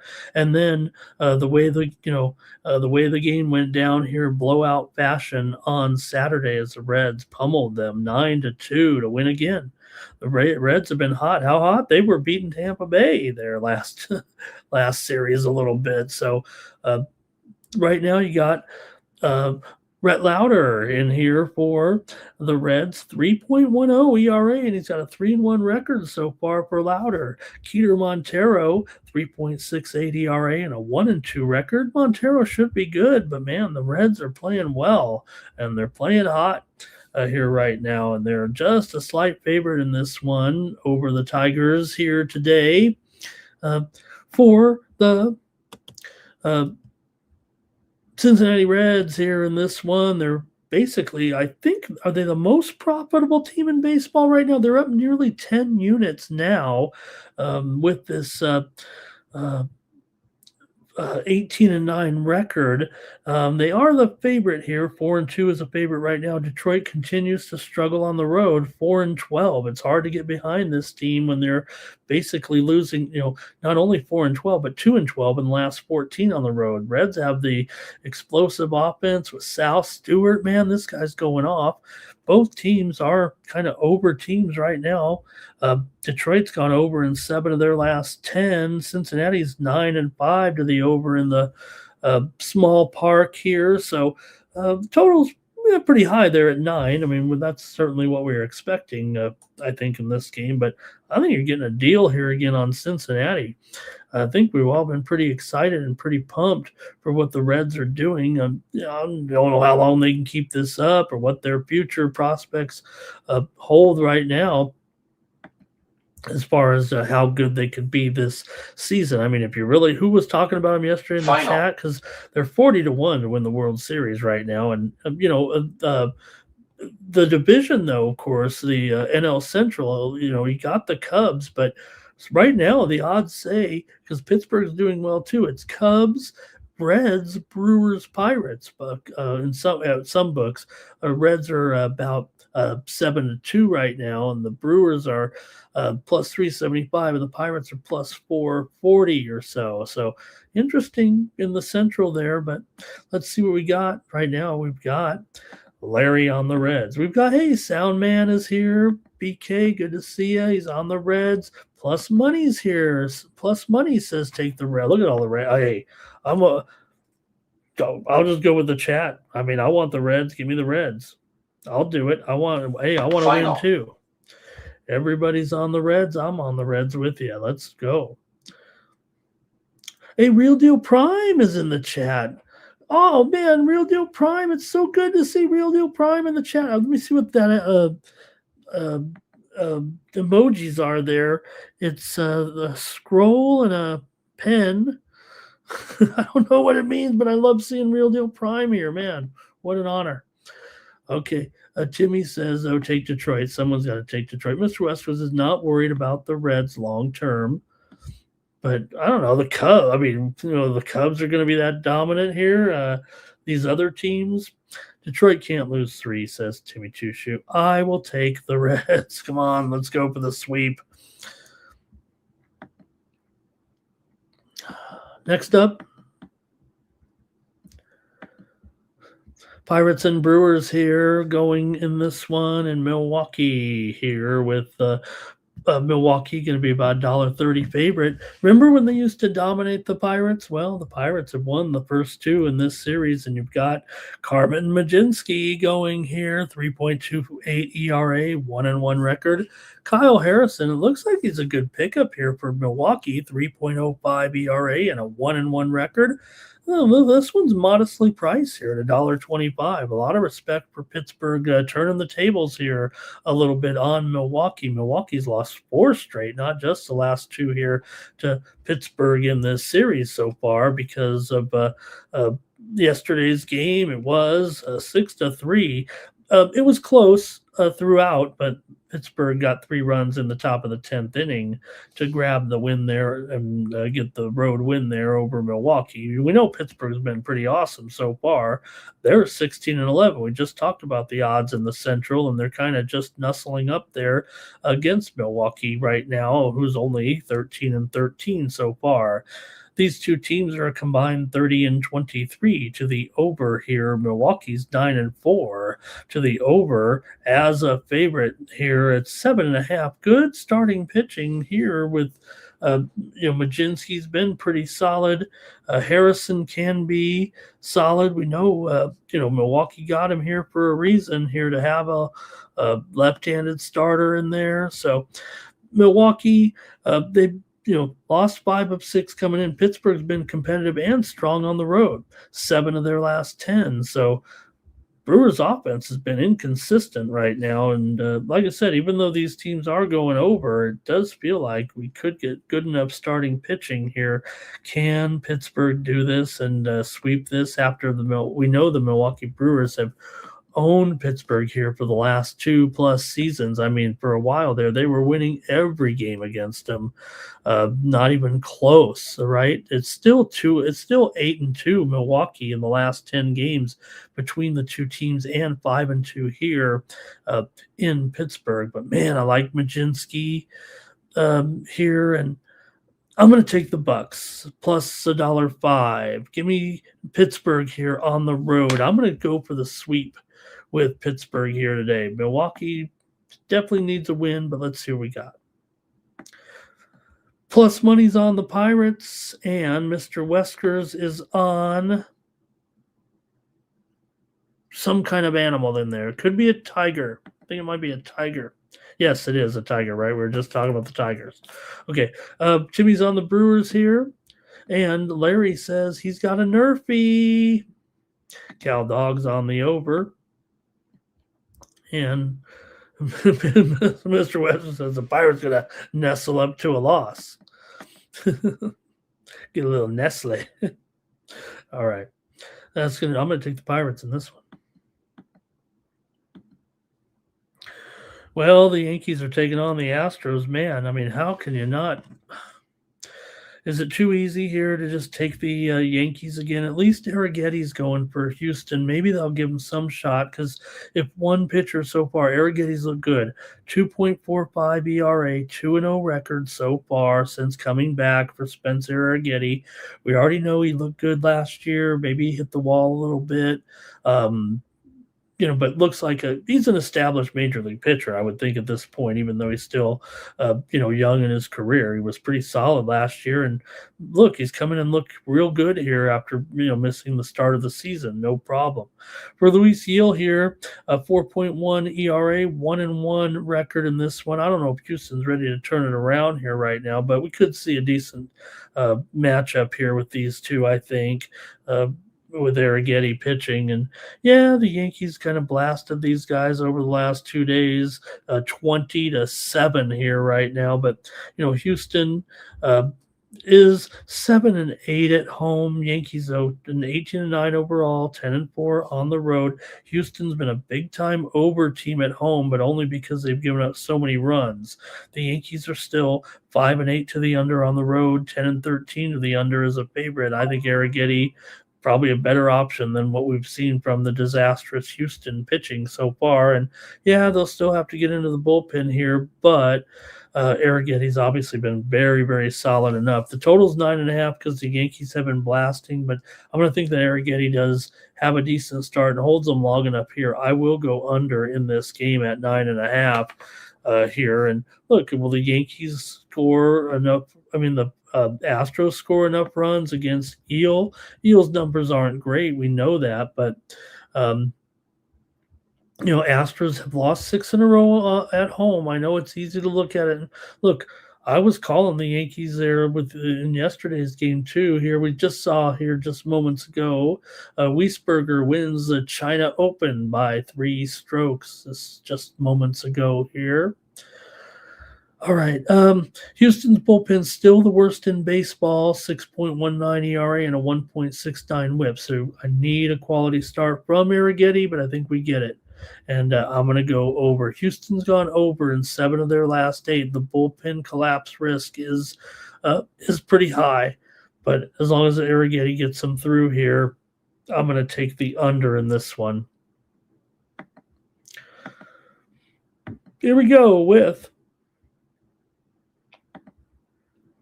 Yankees are going to mail this one in here. It says Timmy, last Sunday game here. Yankees on the run line though for Larry. Richard says Yankees team total over, game over. Give him a Yerfie. Cal Dog says Yankees on the run line again. And Mr. Wesker says he doesn't know how many innings Yale is going to go here in this one. Richard's got the Yankees on the extendo run line there, -2.5. Plus money likes the under here. And Cal Dog says that Gil goes about 4 innings right now. He has 15 innings, 15 and a third innings pitched here so far. The one thing about Eel, yes, he has a 4.11 ERA, but a 1.17 whip, I think, shows that due for some positive regression. Did I get it right? I always get my positive regression wrong. Okay. I'm going to take the under in that one. All right, the Nationals are on the White Sox. Get your tickets now for this White Sox team. Uh, White Sox come in here 11-16, and Washington's 12-16. Washington got the win yesterday, but good, interesting pitching matchup here with Foster Griffin, who's been solid. 3.38 ERA and 22 strikeouts, 1.2 WHIP for Washington. For Brian Hudson here, good ERA, high whip. He usually loads the bases here early on, has to get pulled. This is a kind of an opener here for the White Sox right now. It looks like it's just basically a bullpen game in general for the White Sox here today. So just going to have to deal with it here for Chicago, I think, of what we're expecting from this club here today. They're just going to have to piece this one together. You're going to see Hudson in here today. You're also going to see Beto. You're going to see a lot of Beto, I think, in there. Probably going to see some Tyler Davis as well. And then maybe Sean Newcomb if they get into if they're going to be close here. This should be a close game, obviously, with these two subpar teams here in this one. But a couple left-handers starting here, so we could see this one be a pretty effective game early for Griffin and Hudson here. It's just a matter of will it go off here, late between the two teams. These two teams are heavy over teams, 36-18 to the over overall here. The White Sox are favored again for the third straight time. Washington is 18-8 to the over. They're 19-8 to the over here, 9-6 to the over on the road here in this one. So see what you guys think here. Not a great game, I know, but Chicago's in a little bit better form. They've won 4 of 6. Washington's bullpen, 5.39 ERA, certainly a liability. Both teams have high scores with these weak bullpens. I just expect a little bit better start from these two starters here right now. Still, it was 6-3 yesterday. Washington got the win. It went over. The previous game was 5-4, and it went under despite that 9 total. So what did they settle on here today for a total? 8/20. So I think it just points to the over for me with even with these two pitchers. Let me see if I can go to the side here. I don't know if I want to do that. It's actually 8.5 under at some spots. Did anybody want to comment on this game at all? Let's see here. And Mr. Westers likes the Sox here, maybe in this one. Larry says White Sox, he's got a nerfy here. And Mr. Westers, I think, has the wild card. Sox to get the wild card. Richard likes the Sox in the first 5. He also likes the Nats team total over in the first 5. And let's see what Plus Money says. He likes the over as well. I want to say hello to Yan Lim in the chat. Really good to have Yan Lim in there. He's talking about that total between the Cavaliers and the Raptors. Thank you, Yan. Good to see you. Man, nice to have Yan Lim in the chat. I do like the total in that game, Yan, but I think I got a premium on it, so I didn't comment on it. But I appreciate having you here. Nats for here for Cal Dog, and that might be it from you guys in the chat in this one with the with Washington and Chicago here right now. All right.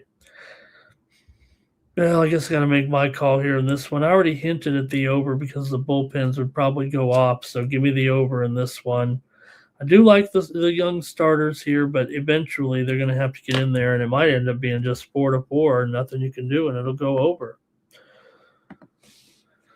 The Mariners are at the Cardinals here with Emerson Hancock, 2.82 ERA and a 2-1 record, and Mike McGreevy here for McGreevy. He comes in here with a 3.29 ERA and a 1-2 record. So it seems like a decent pitching matchup here. Mariners have won 3 straight, including the first 2 games of this series here, 3-2 and 11-9.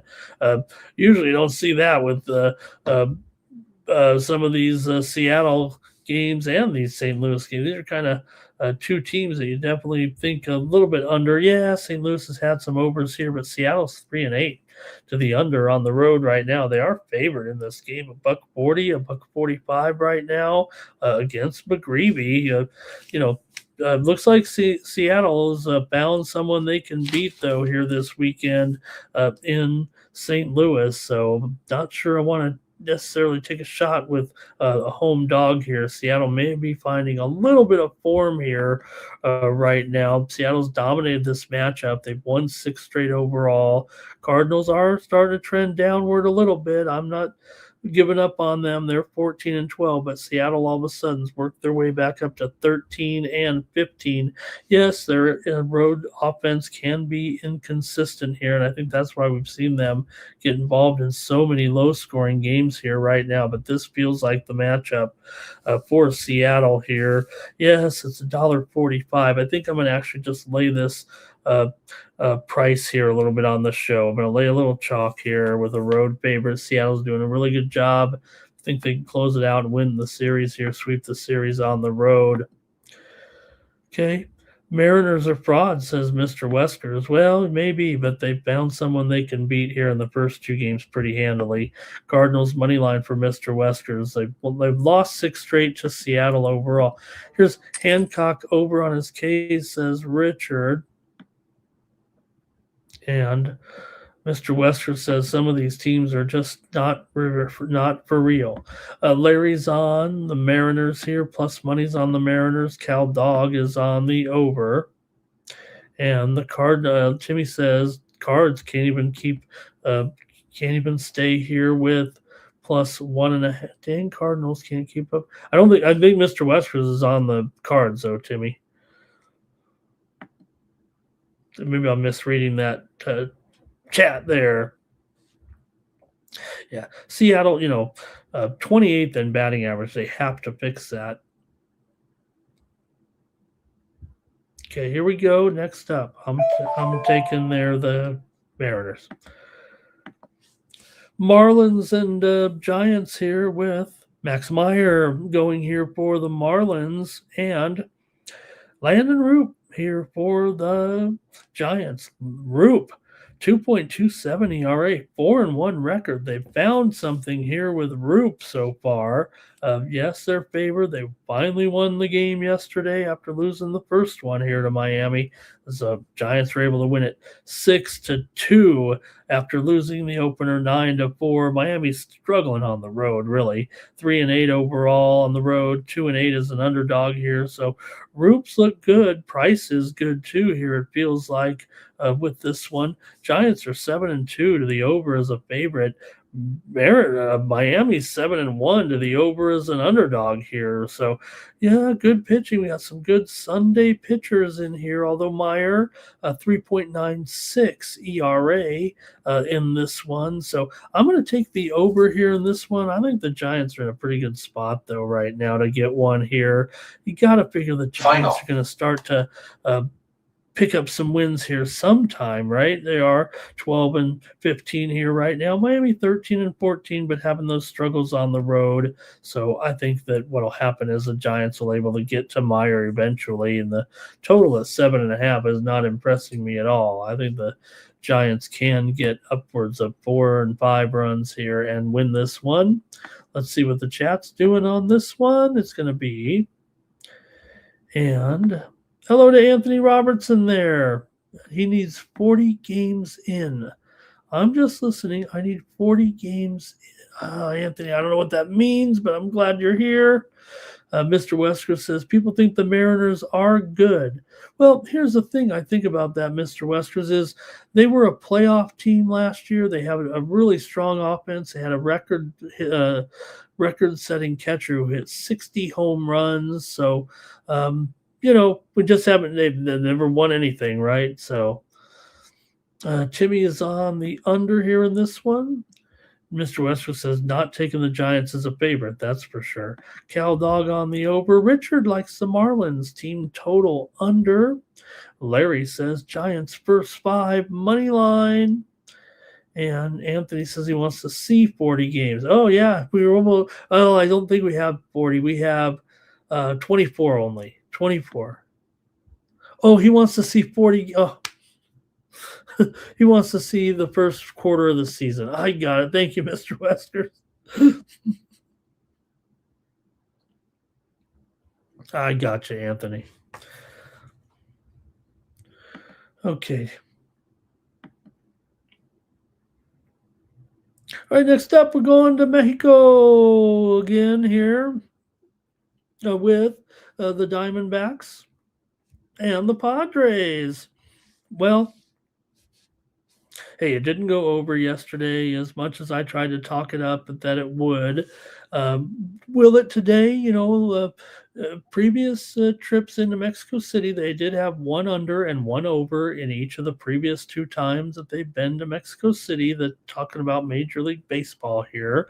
Michael King, 2.27 ERA. I've already talked about how much I like King before the season, last season, since he's been with the Padres. Not a lot of people are believers in King, but it's hard to argue. These numbers keep staying solid with him right now. 3-1 record also coming in. Padres here taking care of the Diamondbacks yesterday, 6-4 here in the elevation. Padres are 18-8 right now. 11-3 is a favorite. Arizona 14-2. 14-12 coming in, 7-8 as an underdog here so far. Padres, modest favorite here right now, $1.30 in this one. I think that's pretty good price. $1.20 here in this one.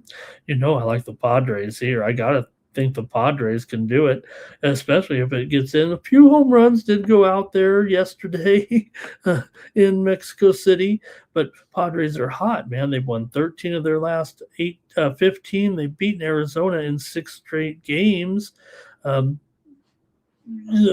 almost want to favor the under a little bit with King out there. I'm not so sure what I'm going to do with the total after being so disappointed like everybody else that we couldn't get all those runs and I had a loss. So I'm just going to take the Padres here. They're money right now. Even I know that. Let's see what we got here with you guys. And it's going to be D-backs for plus money. The D-backs wore their Serpientes uniforms there yesterday. I wonder if the Padres will wear the cool, as I've talked about, the Dia de los Muertes. You better wear that in Mexico. I mean, come on, maybe it's disrespectful. I don't know. If it is, then maybe you shouldn't have them. But the Padres better wear their alternate jerseys tomorrow. That's for sure. Mr. Wester says they're the hottest team in baseball. Take them on the run line. And Timmy says the Diamondbacks will get one of the 2 games. And Mr. Wester says Padres are just over. They're not over, though. The Padres are one of the biggest. They're 10-15 to the under in 8 of their last 10, mostly because the pitching is going. The pitching is strong, too. Anthony says the Padres look great. Yeah, Anthony, I don't know if you've watched me before or we've met, but I'm a Padres fan, believe it or not. And I know there's not many of us on these shows, but Timmy's going to go against King here. And Timmy says Nelson is sus now.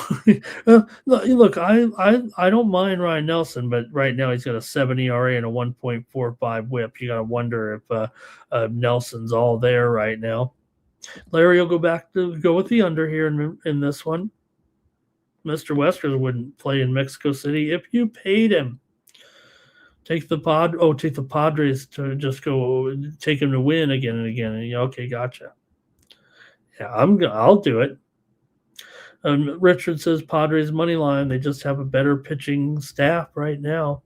Yeah, the Padres. One thing they have that I'm really, they have, I think, the best, pitching coach in the game there. So I think that just makes the whole staff that much more solid. Ruben Niebla, the former Cleveland Indians, Guardians, he was there for such a long time. He was there when it was the Indians.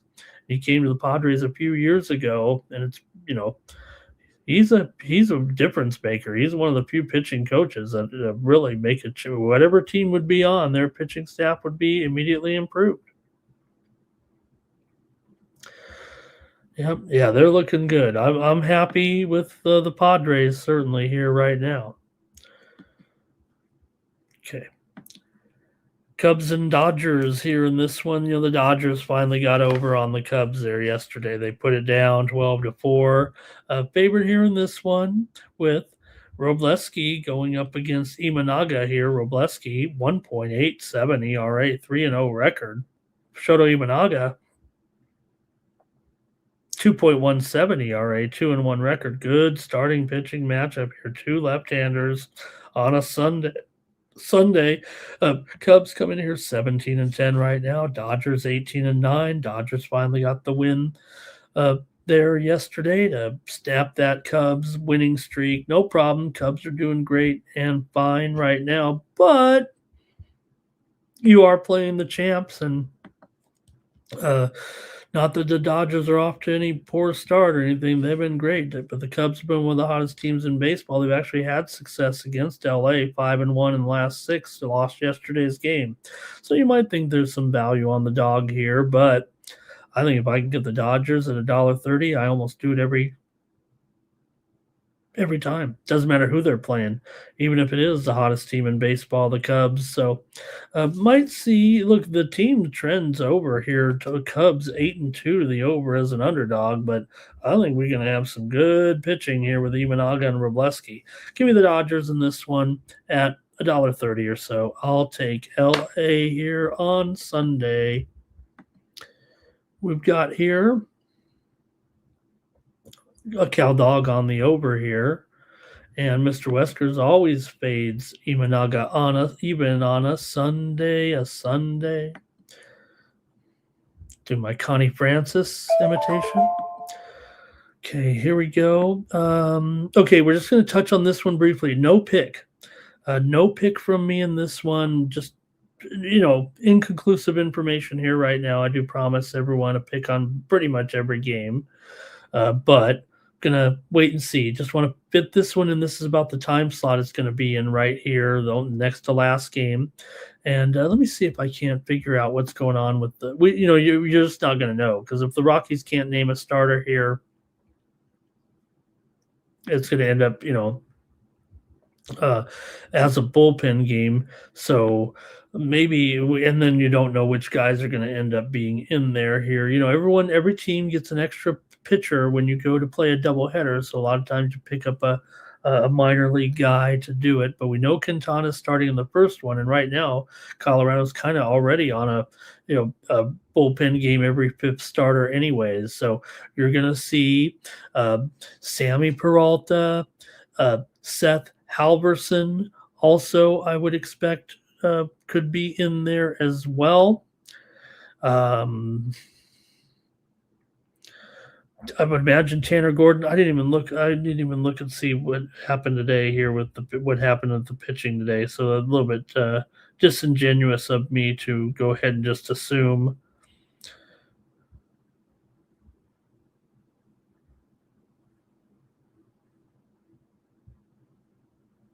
Okay, I don't want to waste your time here. I was just going to kind of look at the full box score here from Saturday's game and see who was in there. Oh, it was the rain out, of course. I got to go back to Friday's game there. Okay. Yeah, okay. So that's solved. So yeah, Sammy Peralta, Seth Halverson, these two guys are going to be in the game there somewhere for sure. I'd imagine Tanner Gordon, of course.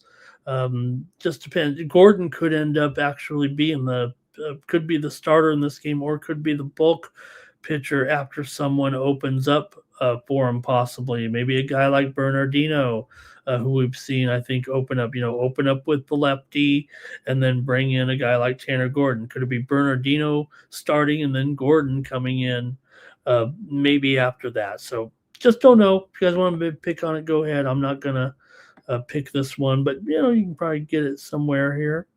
Okay, let's see what the comment, anything, like I said, comment if you want here. Shaq, who is the man telling us about sweep avoidance in the chat? Shaq. Richard says Dodgers money line and under in that other game. Dodgers money line. He says Larry says the Cubs got beat up yesterday, but they'll start another 10-game winning streak. Or no, he says, but 10. That was good to get a 10-game winning streak. At least you're going to be, working from ahead here. Okay, Richard says take the loser in the first game and the second game. A very sound doubleheader strategy for hundreds of years, 150 years probably of a strategy there. Could you believe it? The National League is 100. I think it's 149 years old, but 149 years old, the National League. Let's see here, Mr. Roy, I think Soto. Right, I think Soto's in this game, right? He's back. It's Lindor now that has the sore calf. And Anthony says Max Muncy's his, but which one, Anthony? There's two Max Muncy. Well, I know which one you mean. I'm kidding. There are two Max Muncy's though. Lakers here. Real Kev says he's got 27 cents on Robinhood for $293 of profit. What is that though for Real Kev? Is it in the series? Probably that doesn't even make sense either.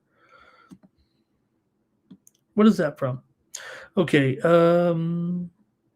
Real Kev says over 8.5 for the Dodger game. He's going to wait on that price. All right, let me get to the last game here now. Sunday Night Baseball. Boom, ba-da-bum, ba-da. Okay, Angels. Whoa. Where's the price? We don't have the line in the Kansas City game. Kansas City, that's because I screwed it up with the Rockies there. 120, and the total here, 8.5 with Seth Lugo on the mound. Man, Seth Lugo's been impressive. Kyle Detmers is usually somewhat solid here, but man, Seth Lugo's off to a great start. He fades a little bit eventually, but 1.49 ERA right now, going up against Detmers here, 4.08 ERA. And 1-2 record coming in. Kansas City has been a over team so far at home, 9-6 to the over, but 12-15 to the under overall.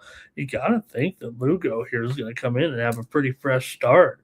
The way he's going and really looking impressive here so far. The game did go over in each of the first two games because Kansas City ended up pounding Angel pitching in the end.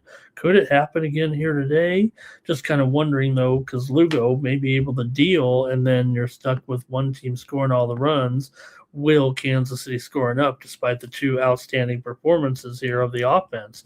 The Angels are in poor form, having lost 6 of their last 7 games, and Reed Detmers does show, I mean, like I said, he can be durable. He can give you something there a little bit. So Kansas City did erupt for some pretty big runs here, and it's 8.5. So I think it'll probably end up being somewhat close there. And give me the under in this one with the Angels and the Royals. It's close, man.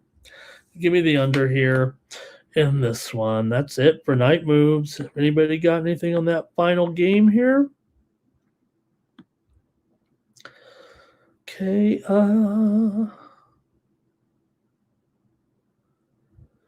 Lakers won 2 games. Are you parlaying it up real for Kev? Are you parlaying the Lakers over and over? Is that it? Shaq says crazy how the Lakers are 7. Is that what you mean? Same thing there. Shaq says 70-1 to beat the Rockets. Is that it? Shaq's on the Halos. Mr. Wesker's on the Angels too. Hey, Oscar, he says Yankee game's over. Can't watch the live for long. Oh, okay. Yeah, sorry you missed that. I went under in that game, Oscar. Hey, Rusty 168's on the Braves. Hi, Rusty. Nice to have you. Cal Dog, Angels 0-1. Tim's on the Angels. Larry says Angels, Royals under Nerfy for Larry. Thanks, Timmy, for everything. And let's see, Mr. Westwood says, well, we can put that on the screen. Okay. Richard says the Texas game to go under there. Is that one? Oh, thank you, Richard. I'm sorry about that. Yes, I did miss the game. I think I deleted. Oh man, what a terrible host I am. I mean, come on, we can't be leaving the game off. We don't do that around here. I am sorry. I don't know what got into me. Let me do that for you. I wanna. You already made your pick, so let me show it again, and then I'll. Good thing we have. Good thing you're in here to tell me that. I mean, I can't embarrass myself here and not have the last game there. Let me show it. Oops. Okay. There we go. Thanks a lot. Thank you, Richard. He says, what did he say? Under 8 in that game. Texas unders at home. You better believe it, Richard. You know what? Me probably don't even need to mess with it there. You got that hook on there already. Yeah, you got to wonder here a little bit with Camille Rocker. It hasn't been great so far. 3.48 ERA, not bad. 1-1 record. No JT Ginn, we've been okay with him too. 3.73 ERA. Look, I feel bad. Richard came in here, said, Ramon, you forgot the game. I'm just going to go with Richard because I've been rolling with Texas unders here all season long. I can't believe we were able to hang on to that one yesterday after it kind of was a high score early in the game, wasn't it? So I'll do it. You woke me up, said, don't forget about this one. I don't know why here I don't have that one marked down. And I'm going with the under because Richard said go with the under. Oscar says, what's your favorite over? You usually go under. Yeah, Oscar, look, it didn't take Oscar too long to figure out that I'm an under guy, right? Oscar, I'll tell you what, I've got the over in Miami and San Francisco. I've got the over in Boston and Baltimore, and I have the over in Cleveland and Toronto, and I have the over in Washington and White Sox. How about that? 4 overs on the show. That's good for me. Timmy's on Texas there with this one. Let me at least cover the game here. Just don't pick the under. Pick the under, even though Texas is 2-8 to the under at home. Athletics 5-11 to the under on the road here. Again, 3.73 ERA, 106 WHIP for Rocker, 3.48 ERA, 1.3 WHIP coming into this one here. So look, like you said here, I think when you're looking right now at the A's, they continue to be profitable as a dog. They're up 4 units. They're strong on the road, 8-2 in the last 10. We talked about it yesterday, but I was actually on the A's here on Night Moves yesterday, and the Rangers actually got the win there in the end, 4-3, after the A's won the first game here. So I think the value side against Texas is not dominant here, but A's games are trending over here. But at Texas, we know it's always a solid under. So I just took the under. That's all. Thank you to everyone here watching. Thank you to everyone in the chat. Plus Money was on the A's. Cal Dog's on the A's. Mr. Wesker's on the A's. Wow. Everybody's loving these A's here. Under less work. You just say, hey, I'll go under. Why not? Darnell Green likes the over in this one, though. And Timmy says he doesn't trust Ginn, but since he's backing Rocker, he'll be holding his bag. All right. Thanks, everybody. Great job. We were here for 2 hours tonight on Night Moves, and we'll do it again here tomorrow on the Tony's Picks YouTube channel. Make sure you join Tony and his panel for the Tony's Picks Morning Show tomorrow at 9:30 Eastern, 6:30 Pacific to get things rolling with your betting day. So make sure you join Tony and the crew. Don't forget, check me out over at Tony'sPicks.com. I'll have a baseball card for sure. I'm rolling pretty good, and I'll have another winning prop package as well. Check me out over at Tony'sPicks.com. That's going to do it. Thank you again, everyone in the chat. Really appreciate it. And for the Tony's Picks YouTube channel, I'm Ramon Scott. So long from Las Vegas.